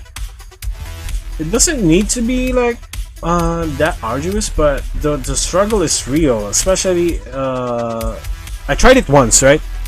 Every single my art friends, comic book friends, tried it at least once. They would try to reach the deadline of a weekly submission, and we all hated it. Like, what the fuck am I doing? It's so hard. It's so fucking hard. Like, you would be drawing day in, day out. Of course, you know, you have to do everything else. Backgrounds, rendering and stuff. Lettering. Everything have to be done by yourself. And you have at least 5 days to do it. So if you're gonna equate that to 20 pages, so you have to produce at least 3 pages a day, and then crunch it up on the last day because you're behind, because it's only 15 pages, right? And you know, you could probably do it by 4 pages a day, and that would make you, you know, I don't know how much ungodly hours you have to put it to make 4 pages a day, because you have weekends to write the story for the next chapter. That's how they usually do it. 5 days of drawing of at least 20 pages a day per chapter, with that averages out to 4 pages a day, and then the weekends you write the story for the next chapter. Yeah, that's gonna be your life for years and years. And I don't know if I know for myself that it's a really hard thing to do, because I tried it once and I gave out. Like, I'm 4 days in and I'm like, okay, I'm way behind now. There's no point in doing this. I know it's hard, but yeah, it was really daunting to do. But you know, that's why manga is another, you know, godly work, godly medium to do, and that's why I kind of flinch every time I call myself a mangaka, because I don't deserve that title, especially way back when this is the only thing I'm doing. Because, you know, you're trying to call what you're doing to something that is already established. It's not a comic book, it's a manga, right? It's a Japanese inspired comic book. But then you're gonna call, okay, I'm a mangaka, but no, not really. So yeah, I kind of, you know, so I refrain from calling myself a mangaka. That's what I'm saying, because I can't do what they do. It's really hard. It's really hard.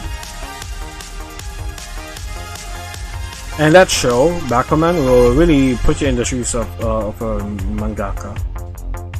I mean, if it's impossible, no one would have done it, but there's an entire industry of it. So I guess it boils down to commitment and really passion. It's a passion-driven career. Because if you don't have that passion, you won't put yourself through that. There's no fucking way. You won't survive a week if you don't have the passion for it. Even drive will equate to nothing to that. And like, oh, you hyped yourself up to be a mangaka artist for like day one without really loving it, loving the medium, loving the work, loving the art style, all the works.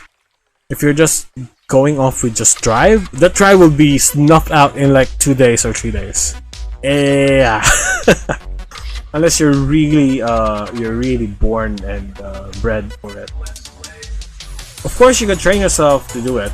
It's not impossible, but yeah, it would take a serious amount of dedication and of course passion. I have a few friends who already is there.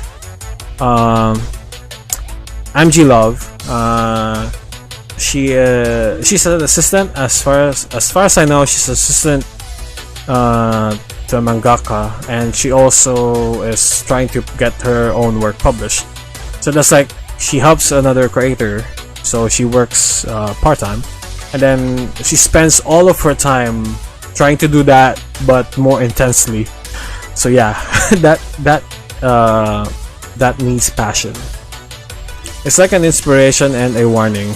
Yeah, Bakuman, yeah. It's more of,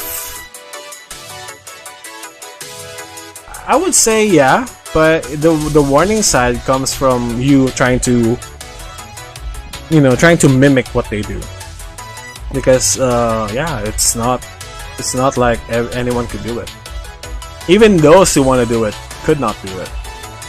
And that puts you in a very filtered situation where even if you have the talent, even if you have the passion, there's like a fine filter that you have to go through. Burnout is real. It's fucking real. And artists would, mangaka artists are not immune to that. They are people. But they would just fucking go through the works with it. And of course, their work would suffer. They get poor. The story and stuff. It's, Bleach is one example. People didn't like how Bleach turned out.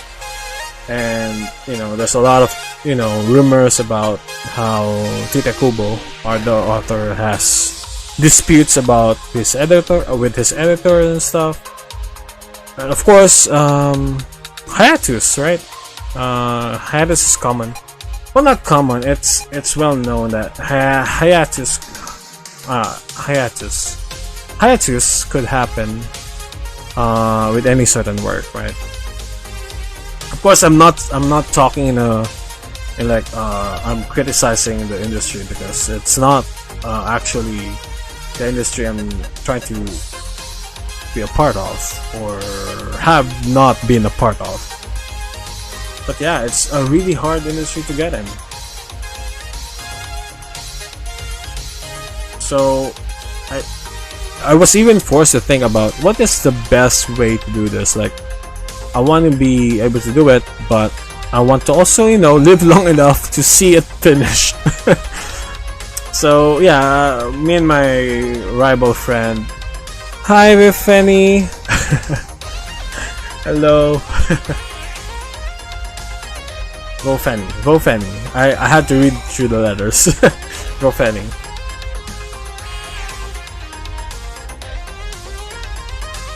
So yeah, me and my friends, especially my rival comic book friend, we were discussing about, what if instead of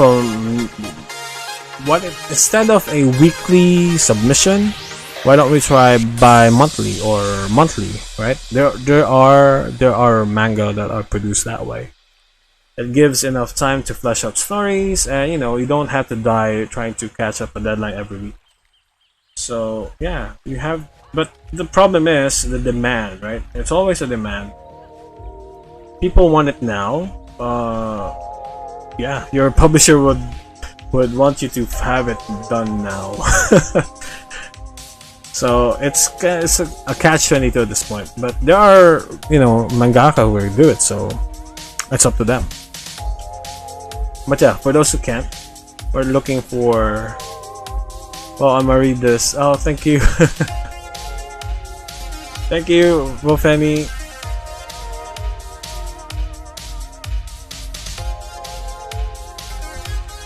So yeah, it's a really hard pill to swallow. Even if you love that direction, love that career, you're passionate about it, and you have the skills, you're inspired to do it. You might not make it, and if you do make it, it might be cut off short, and it's a very hard pill to swallow. So yeah, but just draw. That's the lesson I've learned dealing with that. Just fucking draw, whatever. Just draw, just write. Keep doing what you're doing with the best of your ability, and just fucking do it. You shouldn't care about industries. You shouldn't care about, Well, in some sense you should, but what I'm saying is, in the process of creation, you just have to create. That's all you need to do. All the other stuff are secondary.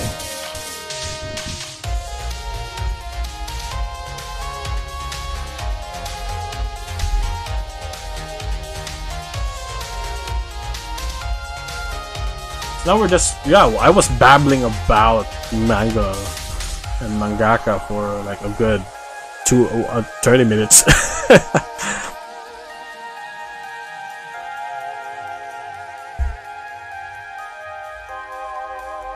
But yeah, I kind of missed out on Zion's form and shit.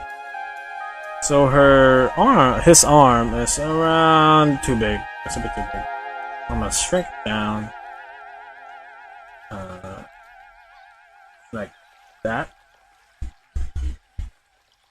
Then redraw the forearm because I kind of forgot what this is called.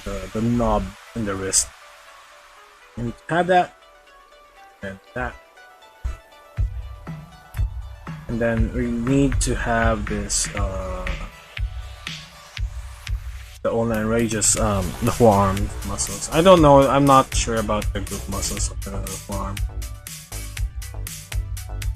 but it needs to be detailed, at least in that sense, so that we know it is twisted this way.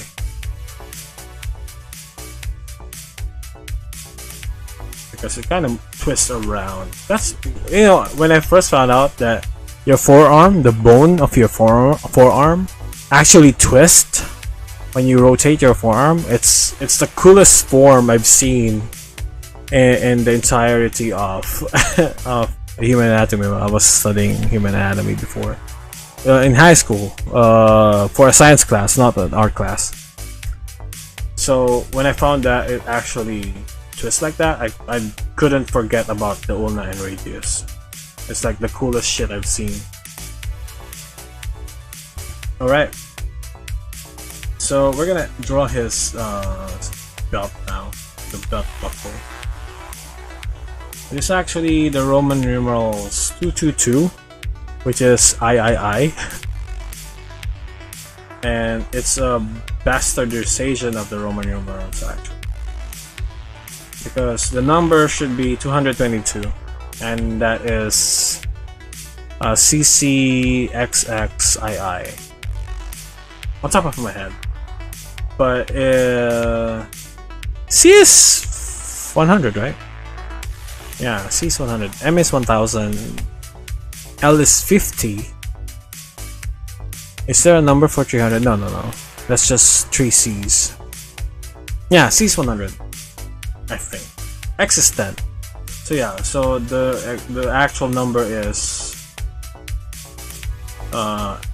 CCXXII. So for that's 222, but I'm gonna convert it to a bastard version to III. So yeah, a bit of factoid there. But it's part of his design, so I kind of want to shake it up a bit. You know what I'm saying?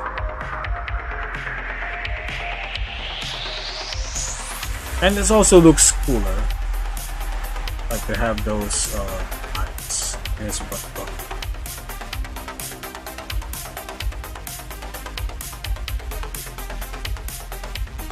That and more of that. Oops. So at this point, it doesn't really registers. My anatomy drawing sucks, okay? Would you mind if I suggest some cool YouTube artists who actually showcase how to deal with anatomy? Fanny. Yeah, it took me a long while to be confident with my anatomy, like before, because I was drawing Western comics, right? And that's my initial art venture. I tried to draw Western comics even before I decided to go professional. That's always been my deal. Also Dragon Ball, of course. I drew a lot of Dragon Ball and stuff. So human anatomy kind of I tackled it a bit earlier. Yes, please. So for anatomy, I suggest looking up Modern Day James. That's modern day, as in the day. Today's the day. And James, James. So he has a lot of fundamental breakdowns, and he also breaks down anatomy books, which is more of a regurgitated approach to an already systematic approach to anatomy. So it narrows down specifically what you need to learn, and he does there's a great series on that. He has a great series on that, and also composition, line work, drawing in 3D space, rendering with line. It has a lot of great stuff there, especially with fundamentals and drawing the anatomy. So yeah, I suggest Modern Day James. I'll probably link it in the chat. I'll try to do that now. Okay, I'm gonna go to YouTube. Oh yeah, top results. Hey everyone, I see that you. Yeah, he's really good. I'm gonna send it to you. Yeah, Modern Day James. I swear it's not a like a Rickroll thing. I'm not gonna do that. Okay, thank you so much. You're welcome, very funny. So yeah, with anatomy, it took me a long time to get comfortable with it.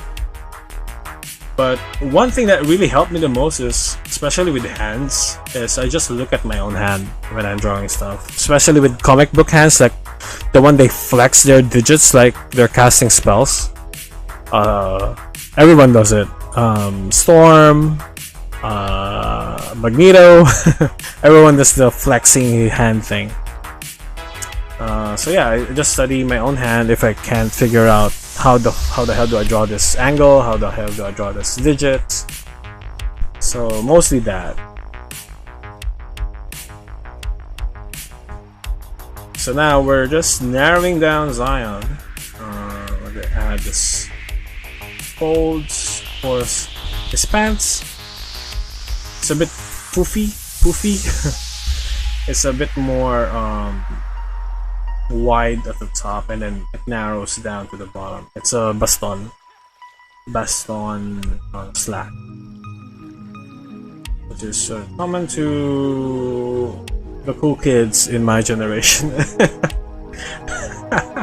So yeah, my age is showing with my character designs.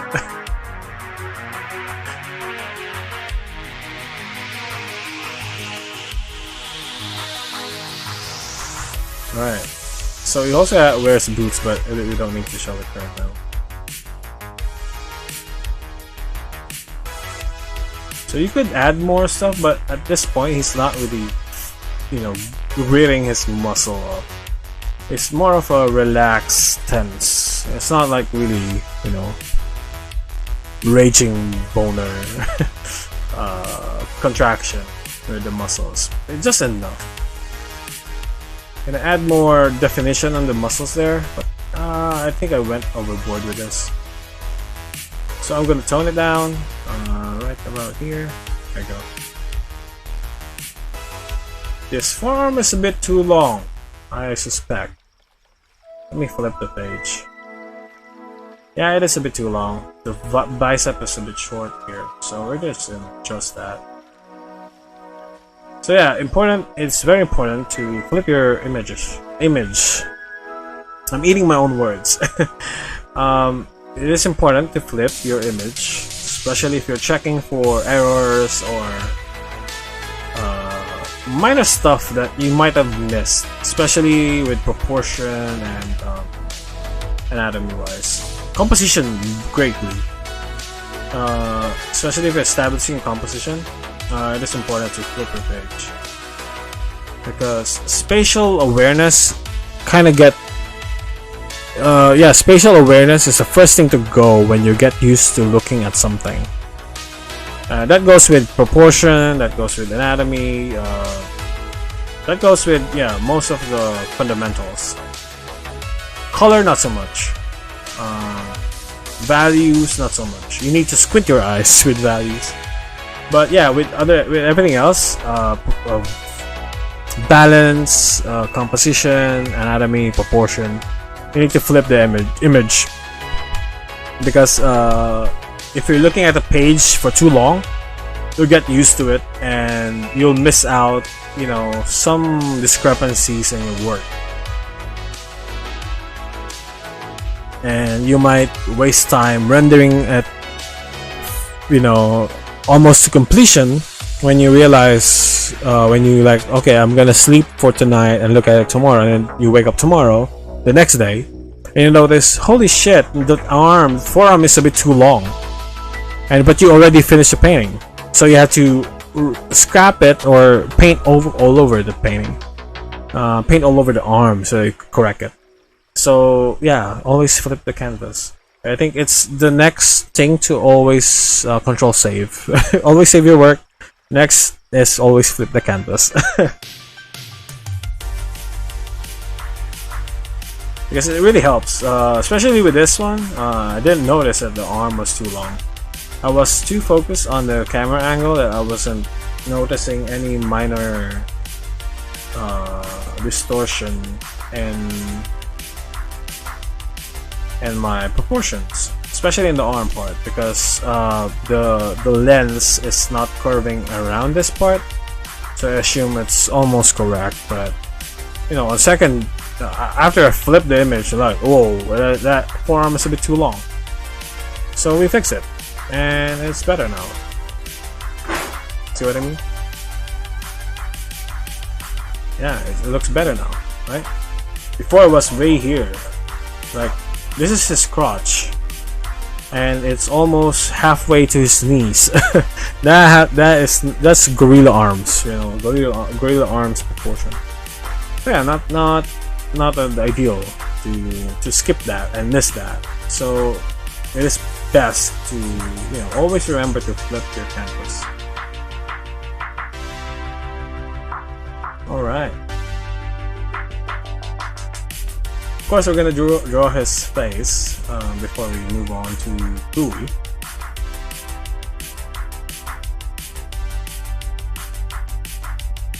We're gonna cross this, make him curl up the brows, and of course he has a weird wing-like eyebrows. The initial concept for his design is I want him to be, you know, outshined by everything else in the world. Like, he's not a main character per se. It's his perspective. You're experiencing the story in the world, but he's not the most strongest character. He's not like the most important person in the world. He's just a random dude who has trouble controlling his rage. And that's what the impression I want to have on him, especially with this design. I want it to look bland. Even his hair is just, you know, Goku mixed with Naruto or Sasuke. I don't know, but it's a basic hair shonen protagonist hair. So his rivals will have much more flair with their stuff, with their design, especially later on. But because he's mostly rage-induced stoic guy, which is a contradiction, I know, but that's how I want to write him. He has trouble controlling his rage, but if he does, he's a bit stoic. So yeah, because if you have a stoic guy, you're just generally Ryu, right? That's Ryu, but even Ryu is a lot cooler, right? He has more oomph or edge, straight edge. So yeah, that's what I'm going for with this guy, but I don't want him to have an alter ego. I want him to be just him.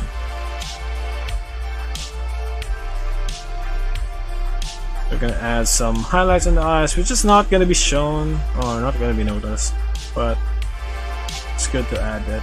And then we're gonna add some that. His neck is a bit too thick for my taste, so I'm just gonna narrow it down a bit. And also he has a chubby face on this one. Damn, even Zion got Got a bit fat with the pandemic. I'm just gonna tone it down to that. Not that thin, not that jaunty. Just right. Alright, gonna redraw his chin so that he has a rounder face that complements his hair, which is more spiky and not really kempt. Well kept. But yeah, that's Zion. And we're gonna draw Bowie next, okay? After, of course, I take a 5-minute break because my throat is as dry as the desert and it's hella humid here, and I need to chug some water down my greasy throat. And once I get back, we're gonna start finishing the page. Well, finishing quote unquote the character Bowie on the middle, and of course this guy, the scared guy right here. Oh no, they're coming from me. Yeah, I'm gonna draw him next. Ink him next, okay? So yeah, I'll be right back and see you guys in about 5 minutes, alright? Be right back.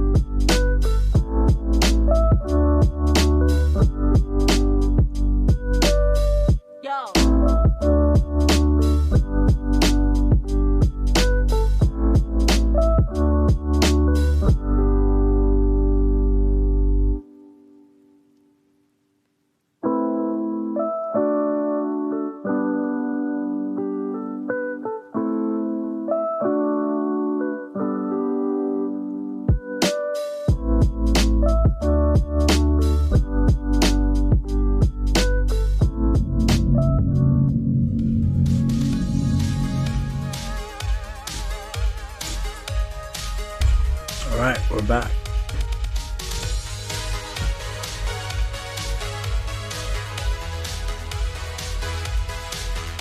Let me just grab my handy dandy drawing gloves. So we're now gonna ink Bowie.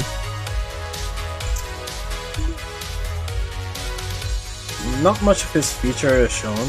I just want him to have this dominating area in the panel. So he is the focal point of the shot. Right? And we're gonna accent that later with tones. Was.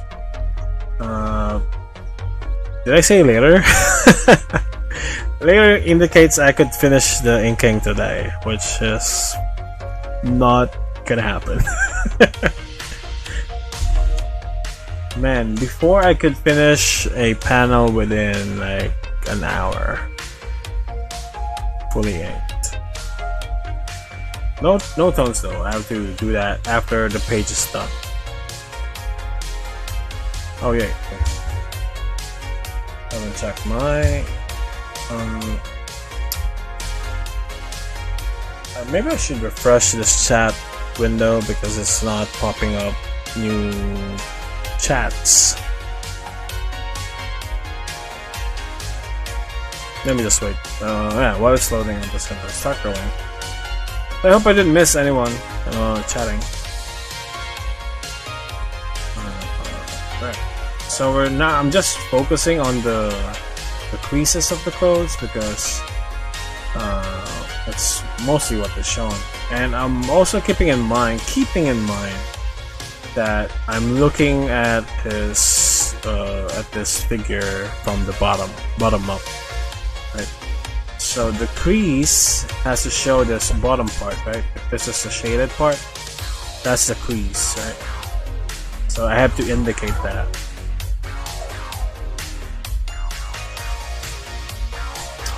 Also here.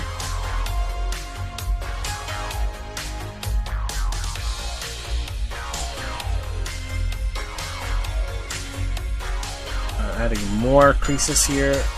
And then of course the pinch by the elbow, because it is a pressure point of the clothes. What is that? Someone's banging on something. Just gonna add more creases here. Down here, that forms the forearm part of the sleeve.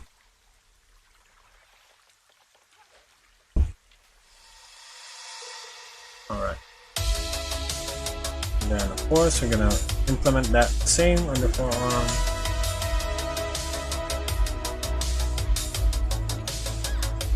Gonna add more stuff in here. Oops, auto-saving. So far, Clip Paint Studio hasn't crashed on any of my systems while using it for like a bajillion years. Not once I've lost progress with this program. Just another good thing. Might be different on yours, but maybe I got lucky, or my system is really optimized for it. But it's a mid-tier computer. It's not like high-end. I can play games in it, and it's not like a high-end gaming computer. It's just average, mid-tier. But yeah, I haven't lost like a page or a progress that would make me, oh fuck this program. It hasn't happened to me. Knock on wood. I don't want to jinx it, but it's a testament to how good this program has been to me. So yeah, of course that excludes me fucking up, like overwriting a save to a version that I want to actually keep. That's my own fault. So excluding those moments, this program has been great. Especially now, it has a very robust autosave function. Hold on. I'm gonna go check what that banging is about. Hold on a second.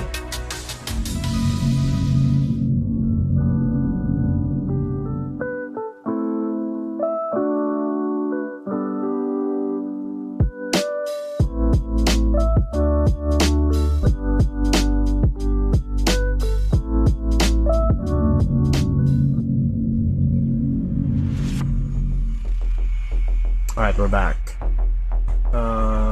Gofani said that she's been using CSP for. Let me just read that. My stupid ass. Hold on, let me check. Where is the comments? Where are the comments?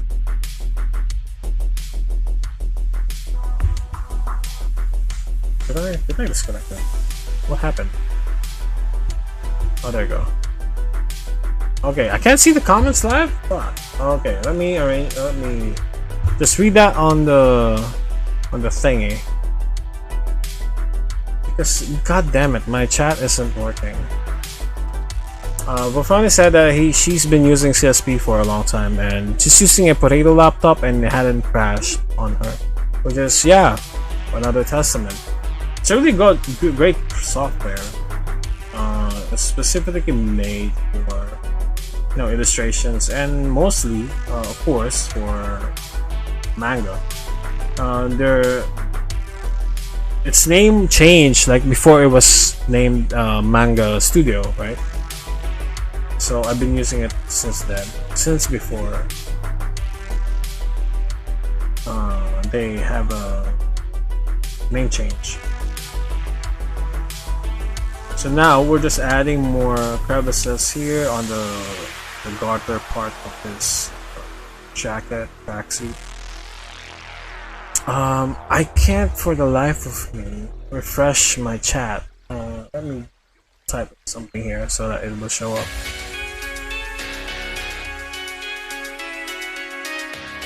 It didn't show up, and I'm not disconnected. You know what? I'm just gonna pop up a new chat window because this one is crapping out.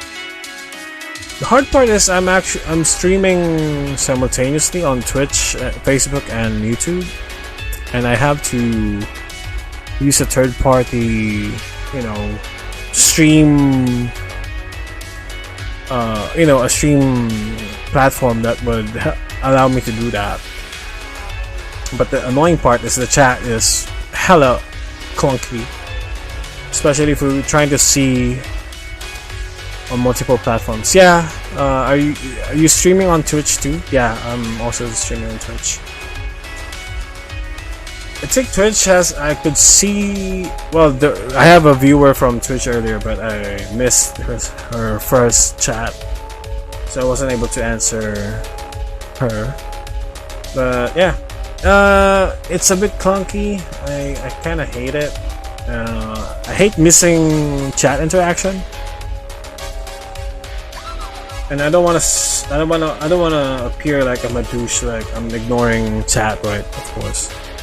But my chat system is not ideal at this point, and I'm kind of stuck with it because there's no other platform that allows me to do what I want to do. The next best one is also as clunky as this one, but it has like premium shit that I don't want to throw money at. Yep. So yeah, I'm kind of stuck with this one.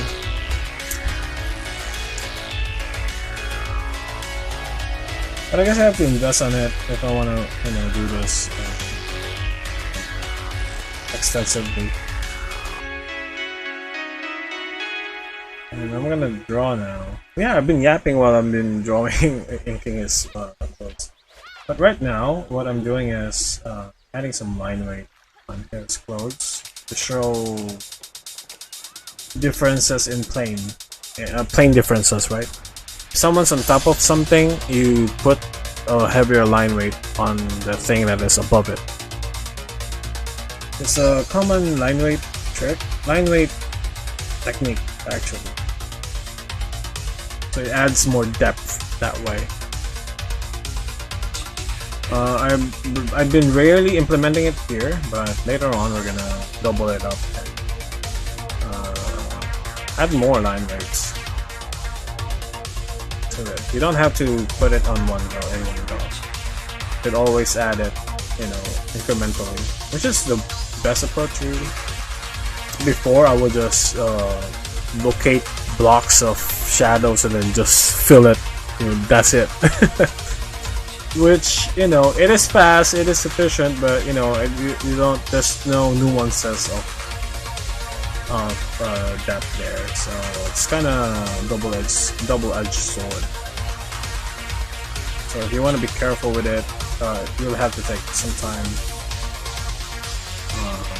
actually plotting it out,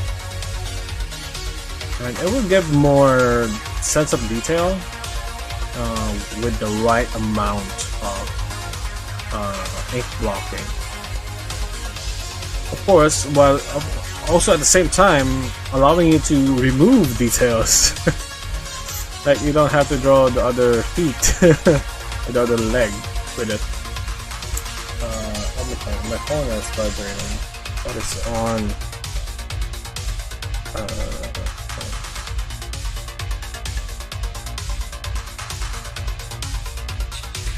Hold on, let me just check this one out.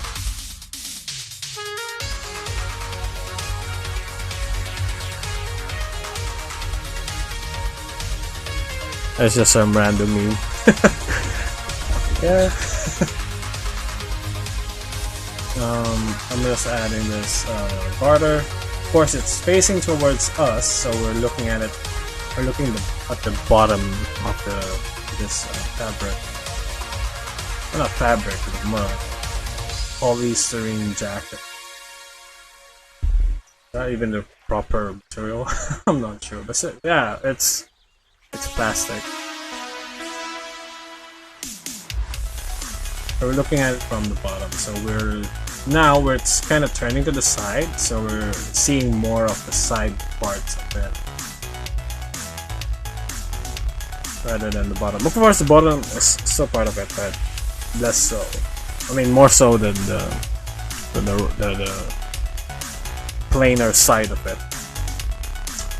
And we're gonna add more more creases in here because it is a flowing piece of clothing.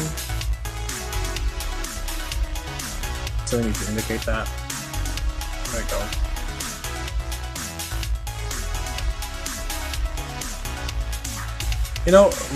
One of my general weakness is rendering materials. I suck at it. Mostly because I haven't put the time and effort to actually learn it. I did dabble on it a bit, like doing some material rendering stuff, but not to the extent that I'm comfortable with it. So I'm still in that struggling phase of learning it, and learn enough that I could comfortably use it in any of my pieces. But what I've tackled on is metals, of course. It's the commonly rendered material around. Metals, gems a bit, but there's like variations of it. I don't wanna. As long as it's translucent, it does the job for me. But there's also like how cloudy it is. How is it? Is it like emitting light? Is it reflecting light? Is it like diffusing light or some shit? So it's mostly that. It's how materials interact with light, especially in painting. I haven't really touched upon it, which kind of makes my rendering a bit flat and less to be desired.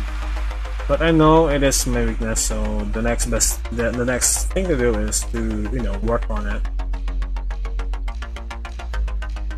And of course, light in general.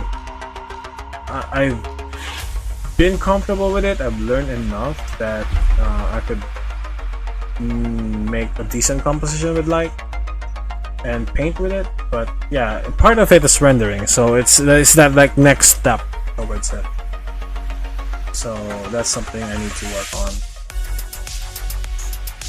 Right, and then we're gonna add that a little flesh there. That is the ring finger. Now, my boy Bowie here is a bit thick. He's a chunky boy, and we're gonna add some of that chunkiness in the page. He's a judo player, ex-judo player, but he quit because yeah, we'll see why did he quit. It's gonna be shown on the next chapter, on the next chapter after this one, because it's mostly a chapter for these two characters, Bowie and Celine, to shine through. Because the first chapter it was just Zion. You could have some guests or introduction to the characters, but this chapter is to flesh out these other two characters that Zion is hanging around with. So that's the goal, one of the goals of this chapter.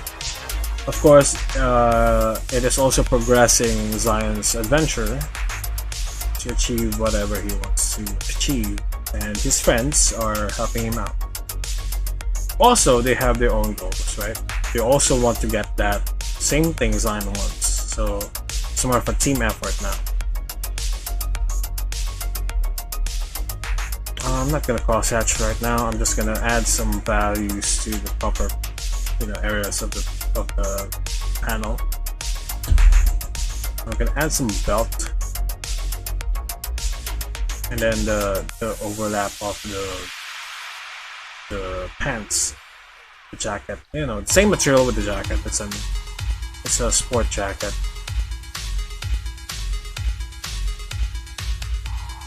Then of course we're gonna draw his thick ass in the page. That. Oops.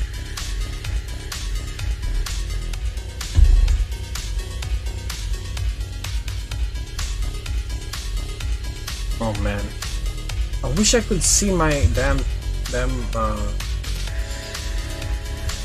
how can I do this?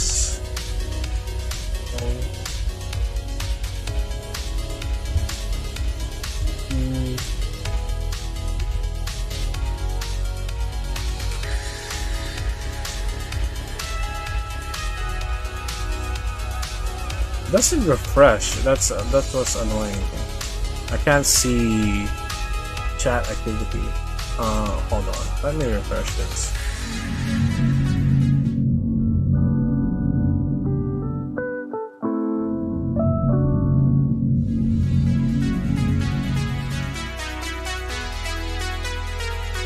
Nothing changed.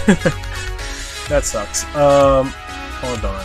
Maybe I could add the chat window right here. I have one. I have it removed. So. Oh, I did.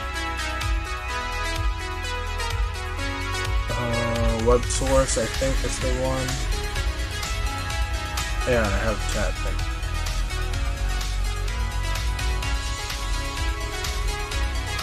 Oh yeah, there we go. Hi Rachel, hello. It seems like this one is kind of working, so I'm just gonna put it right here. This is a very professional stream. I'm fixing things on the fly, but you gotta do what you gotta do. Where did I put this? Maybe behind my character. So, here. There you go. You might not be able to see my layers, but that's fine, I guess.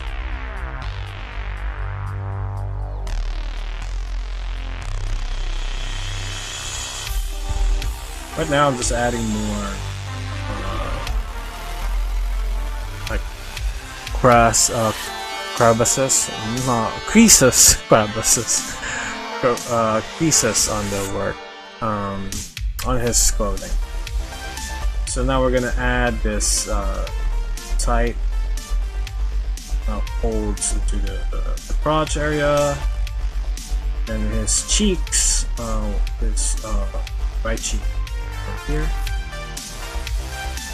Then kind of wrap around because it's it's stitched together, so it'll have some correlation. And of course, the fold must be related to the angle of the thing it's wrapped around. So having it like the normal, down doesn't work. So you need to be wary of, the perspective in there. Just so it will look coherent with everything else.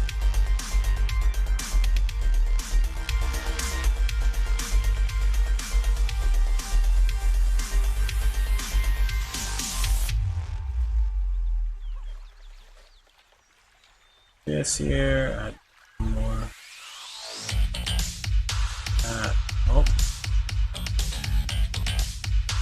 And then there will be a lot of creases here because this is a pinching point of the pants, and it is a joint. Right? It is where the knees is. Well, are. We have two. And we're gonna add this some of these angles here, but not much so. Kinda having a hard time indicating the folds, but I think I've seen a line this will work just as quick.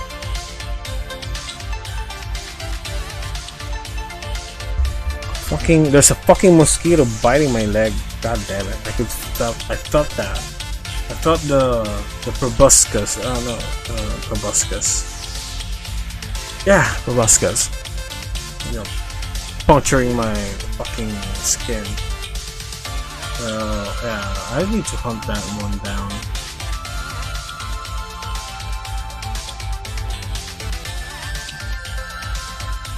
Alright. Add more details in the folds of the pants here. And wrap it around. Add more. Not too much, but enough that it would, when you look at it. Oh yeah, it looks like a loose material wrap around the skin. Something like that. Wrap around the legs.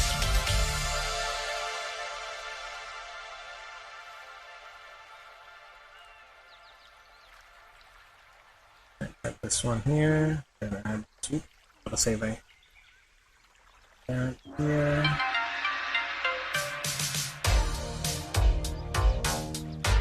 Add this piece here. Then there's gonna be a much more dense grouping of folds and pieces here because it's, of course, the joint and pinch point are clothing. Right there. So he is a bit stepping forward. One of his legs is, behind.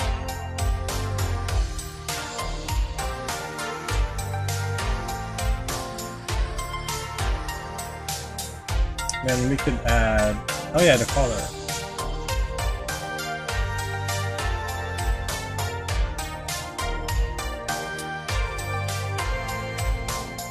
And then we could add this one top knot.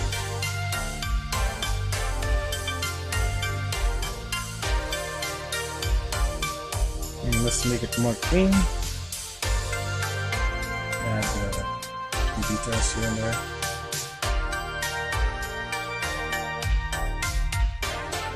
Then add the vertical. No. Add some part. Add this up top here. Oh man, this. The chicks really dig me. You know what? Chicks really love. They love to bite me, they love to fucking drink my blood. It's unfair. Can't bite them back. These female mosquitoes are fucking ready to lay eggs. Jesus Christ. I need to take care of that. I have an open window because it's, if I close it, I'm gonna fry in my own room.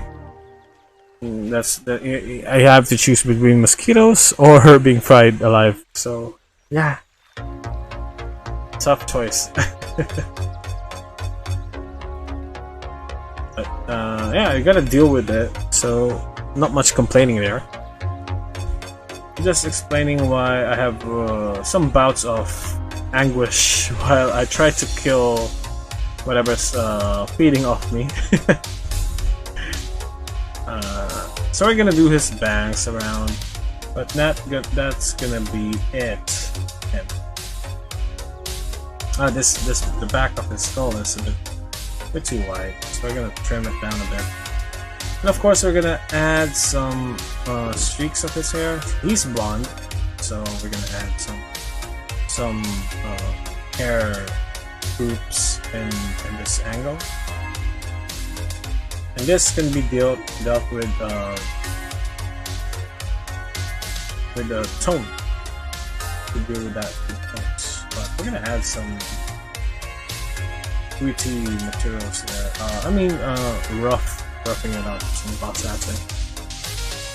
But there you go. We got Bowie on the scene. Cool. Only took us 3 hours. 1 hour each. Well, I had to flesh out their sketch, so that took about 40 minutes. And this guy next.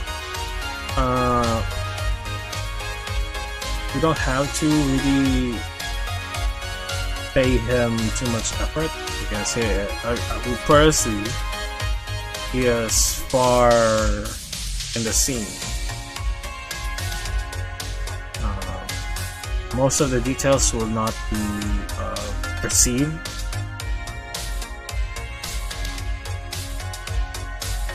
So we need to be simple and clear with this guy because that's the only way, at a glance, we could tell the readers what's going on without, because that's the only time they'll look at this guy. Some might even miss him. Add some hair. Add some ear. And add that neck down here. And that. And we're gonna add the cloak. The coat cloak.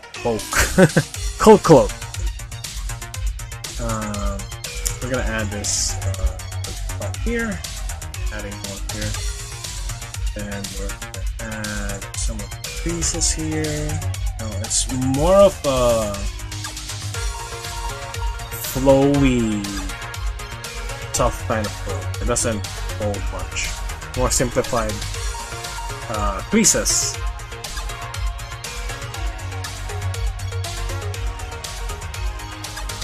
Alright. So we're gonna add this, the rest of the folds. You got folds for days, long and flowy folds. So this one long and flowy folds, unlike the body hugging jacket the rest of the guys are wearing. So yeah, you can see the difference in clothing, right? Bowie and Cell has some similar jacket, right? Bowie has a jogging jacket. Celine has a tracksuit, and Zion is wearing his casual, school uniform, a tank top, cotton, and probably a slack pants. Slacks, of course.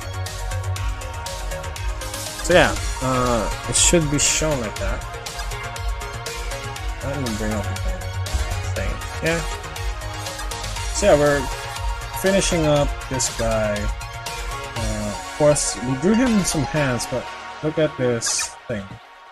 We don't have to really render those fingers because, again, it's far too small to add ridiculous amount of details in it, because it's not gonna register on the page.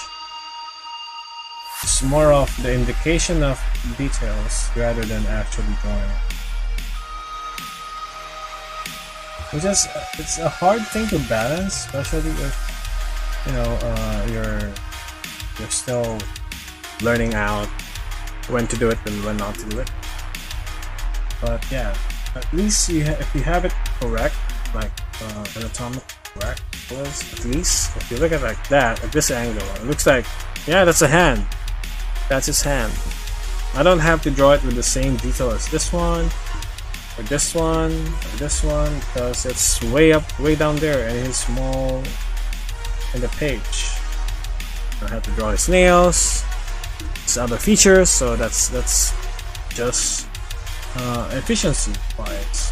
Of course you could do that, but it's not gonna really register. So it's entirely up to you. This is how I work with stroke efficiency, I guess, stroke per page efficiency, which is something I try to be wary of, because I really want to be umping my production rate with this pages, because I want to finish this within my lifetime. But if you want to have like a master, like Kentaro Miura, like goddamn, I couldn't understand how he does it. Or master it, because if you could do it while you sleep, that level of art, yeah, go for it. I, on the other hand, have to spend a lot of time thinking about it. Rendering, I think, is less brain power, because you already know the materials and you already know, the rest of the drawing is there, right? The rest of everything is there. So rendering it would be, just finalizing everything and adding cool shading in it. So if you already detailed, okay, this is the light source, this is where everything should go, then yeah, you just have to detail it. And there we go. Every character in this panel is ink, and I have to add some line weight in it. I had to render the background, and again add some shadows. And after that, I have to do some toning and then text. But this is the 3-hour mark of the stream, and we'll have to call this one Capiche. I don't know why did I say that. I have nothing in mind. But yeah, I think that's Capiche. Yeah. I don't even speak French, nor I have watched The Godfather, but I should have. That's my own fault.